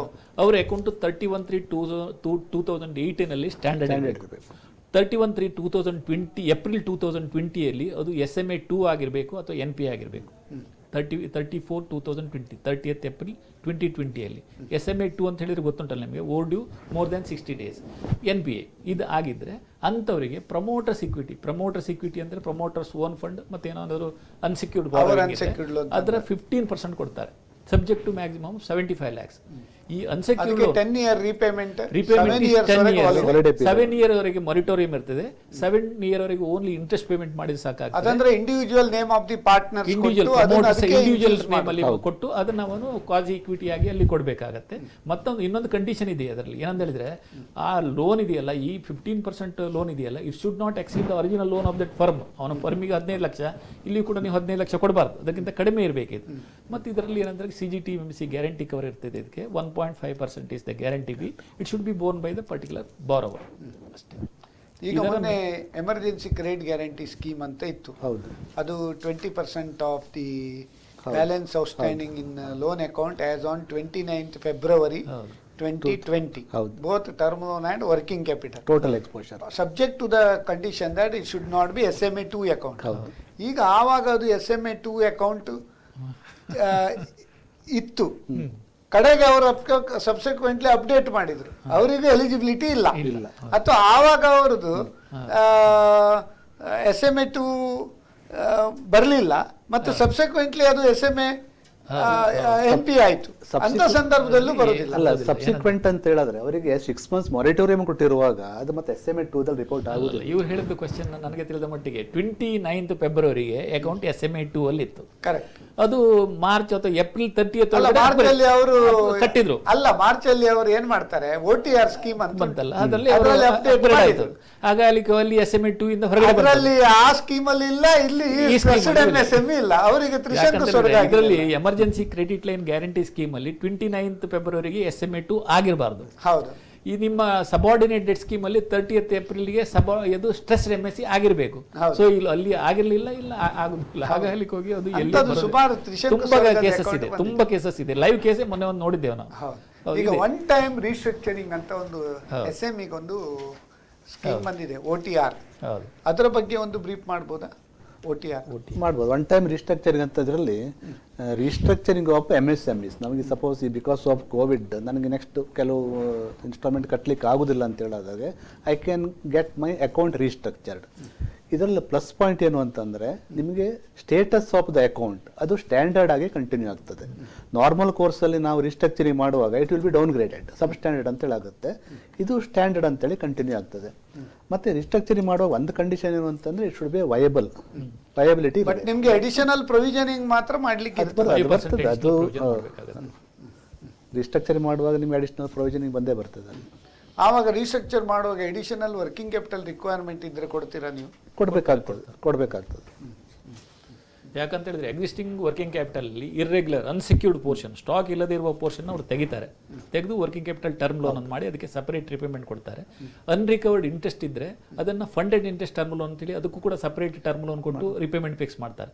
ಅವಾಗ ಎಡಿಷನಲ್ ವರ್ಕಿಂಗ್ ಕ್ಯಾಪಿಟಲ್ ಬೇಕಾದ್ರೆ ಅವರಿಗೆ ಡೆಫಿನೆಟ್ಲಿ. ಈಗ ಮೊನ್ನೆ ನಮ್ಮ KV ಕಾಮತ್ರದ್ದು ಒಂದು ಕಮಿಟಿ ಮಾಡಿದ್ರು, reserve bank of India restructuring ಬಗ್ಗೆ.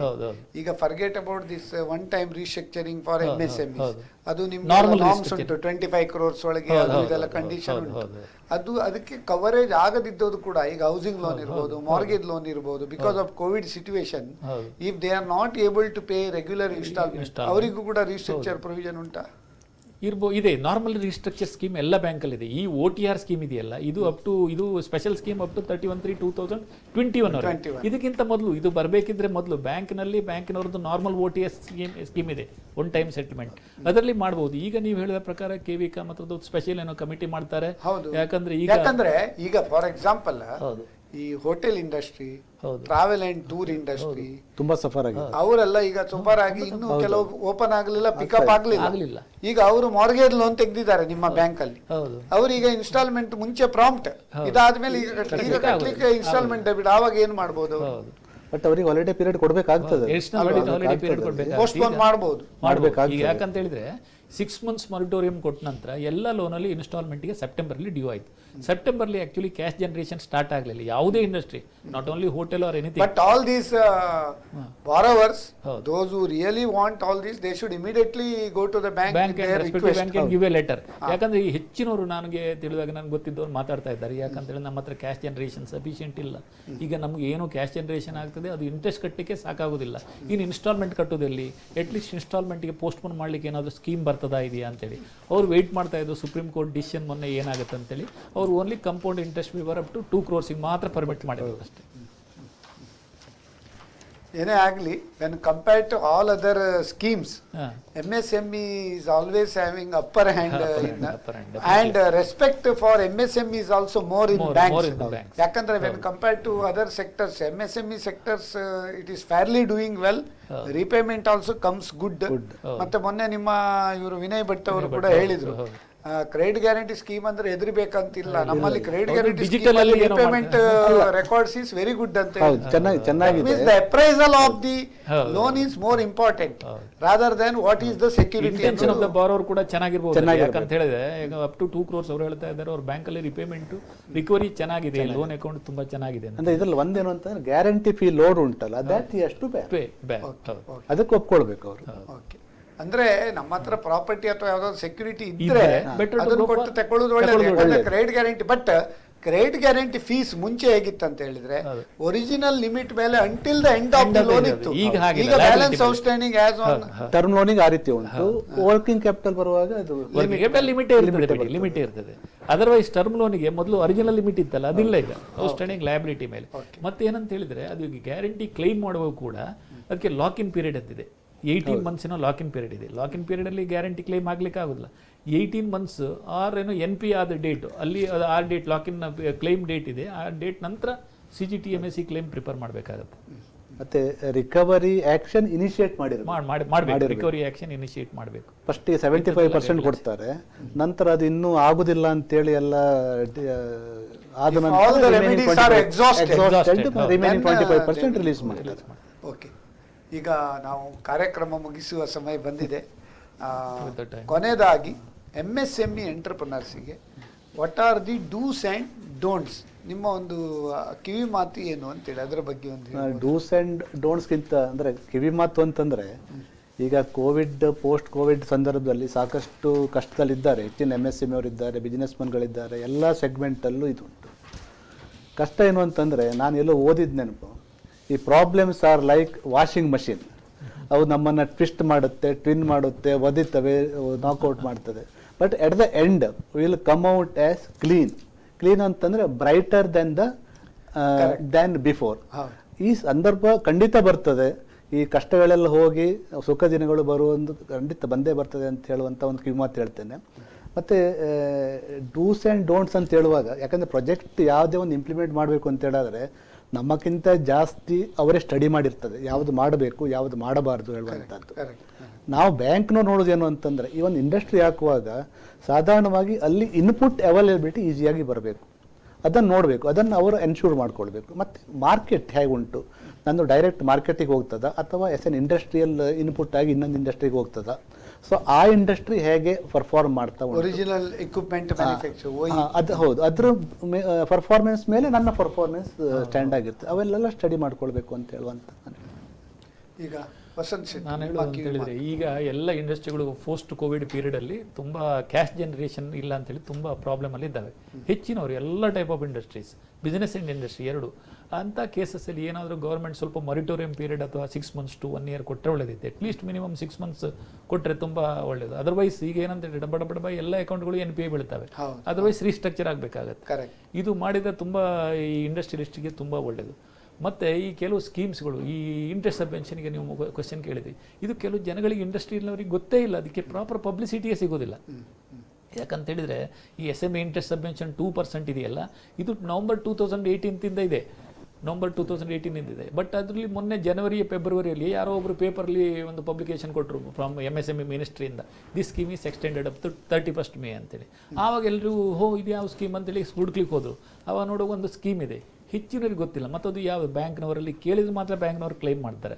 Otherwise export credit interest subvention ಎಲ್ಲ ನಾರ್ಮಲಿ ಮಾಡ್ತಾರೆ. ಈ ಸ್ಪೆಷಲ್ ಸ್ಕೀಮಲ್ಲಿ ಇದೆಯಲ್ಲ, ಇದು 100 lakhs ಕಟ್ಟಪ್ಪು, ಇನ್ಕ್ರಿಮೆಂಟಲ್ ಕ್ರೆಡಿಟ್, ಇದು ಹೆಚ್ಚಿನವರಿಗೆ ಇದ್ರ ಬಗ್ಗೆ ನಾಲೆಜ್ ಇರೋದು. ಹಾಗಾಗಿ ಇಂಥ ಸ್ಕೀಮೆಲ್ಲ ಬರುವಾಗ ಸ್ವಲ್ಪ ಪಬ್ಲಿಸಿಟಿ ಬ್ಯಾಂಕ್ ಲೆವೆಲಲ್ಲಿ ಕೊಡಬೇಕು, ಅಥವಾ ಡಿಪಾರ್ಟ್ಮೆಂಟ್ ಯಾವ್ದು ಮಾಡ್ತಾರೋ ಅವರು ಕೂಡ ತುಂಬ ಒಳ್ಳೆ ಪಬ್ಲಿಸಿಟಿ ಕೊಟ್ಟರೆ ಒಳ್ಳೇದು. ಇನ್ನೊಂದು ಅಂತ ಹೇಳಿದರೆ ಬ್ಯಾಂಕಲ್ಲಿ ವಯಬಲ್ MSME ಅಕೌಂಟ್ಸನ್ನು ಸ್ವಲ್ಪ ಭಾರಿ ಫಾಸ್ಟ್ ಡಿಸ್ಪೋಸಲ್ ಆಫ್ ಪ್ರಪೋಸಲಲ್ಲಿ ತುಂಬ ಡಿಲೇ ಆಗ್ಬೋದು. ಪಾರ್ಟಿ ಕೂಡ ಅಷ್ಟೇ, ಯಾವ್ಯಾವುದು ಬ್ಯಾಂಕ್ನವ್ರ ರಿಕ್ವೈರ್ಮೆಂಟ್ ಇದೆಯೋ ಆ ರಿಕ್ವೈರ್ಮೆಂಟನ್ನು ಕರೆಕ್ಟಾಗಿ ಕೊಡಬೇಕು. ಹಾಫ್ ಬೇಕಾದ ಇನ್ಫಾರ್ಮೇಷನ್ ಕೊಟ್ಟರೆ ಬ್ಯಾಂಕ್ನವರಿಗೂ ಕಷ್ಟ. ಒಂದೇ ಸಲ ಅದನ್ನು ನೋಡಿಕೊಂಡು ಅದನ್ನು ಇಮಿಡಿಯೇಟ್ಲಿ ನಿಮ್ಮ ಟೈಮ್ ನಾರ್ಮ್ಸ್ ಪ್ರಕಾರ ಎಲ್ಲ ಡಿಸ್ಪೋಸ್ ಮಾಡಲಿಕ್ಕೆ ಆಗೋದಿಲ್ಲ, ಟೈಮ್ ತಗೊಳ್ತದೆ. ಹಾಗೆ ಅಲ್ಲಿಗೆ ಹೋಗಿ there is smooth flow of information from the borrower side also. ಇದೆಲ್ಲ ಇದ್ದರೆ ಖಂಡಿತ MSMEಗೆ ಗೌರ್ಮೆಂಟ್ ಲಾಟ್ ಆಫ್ ಥರ್ಸ್ಟ್ ಕೊಡ್ತಾ ಇದೆ.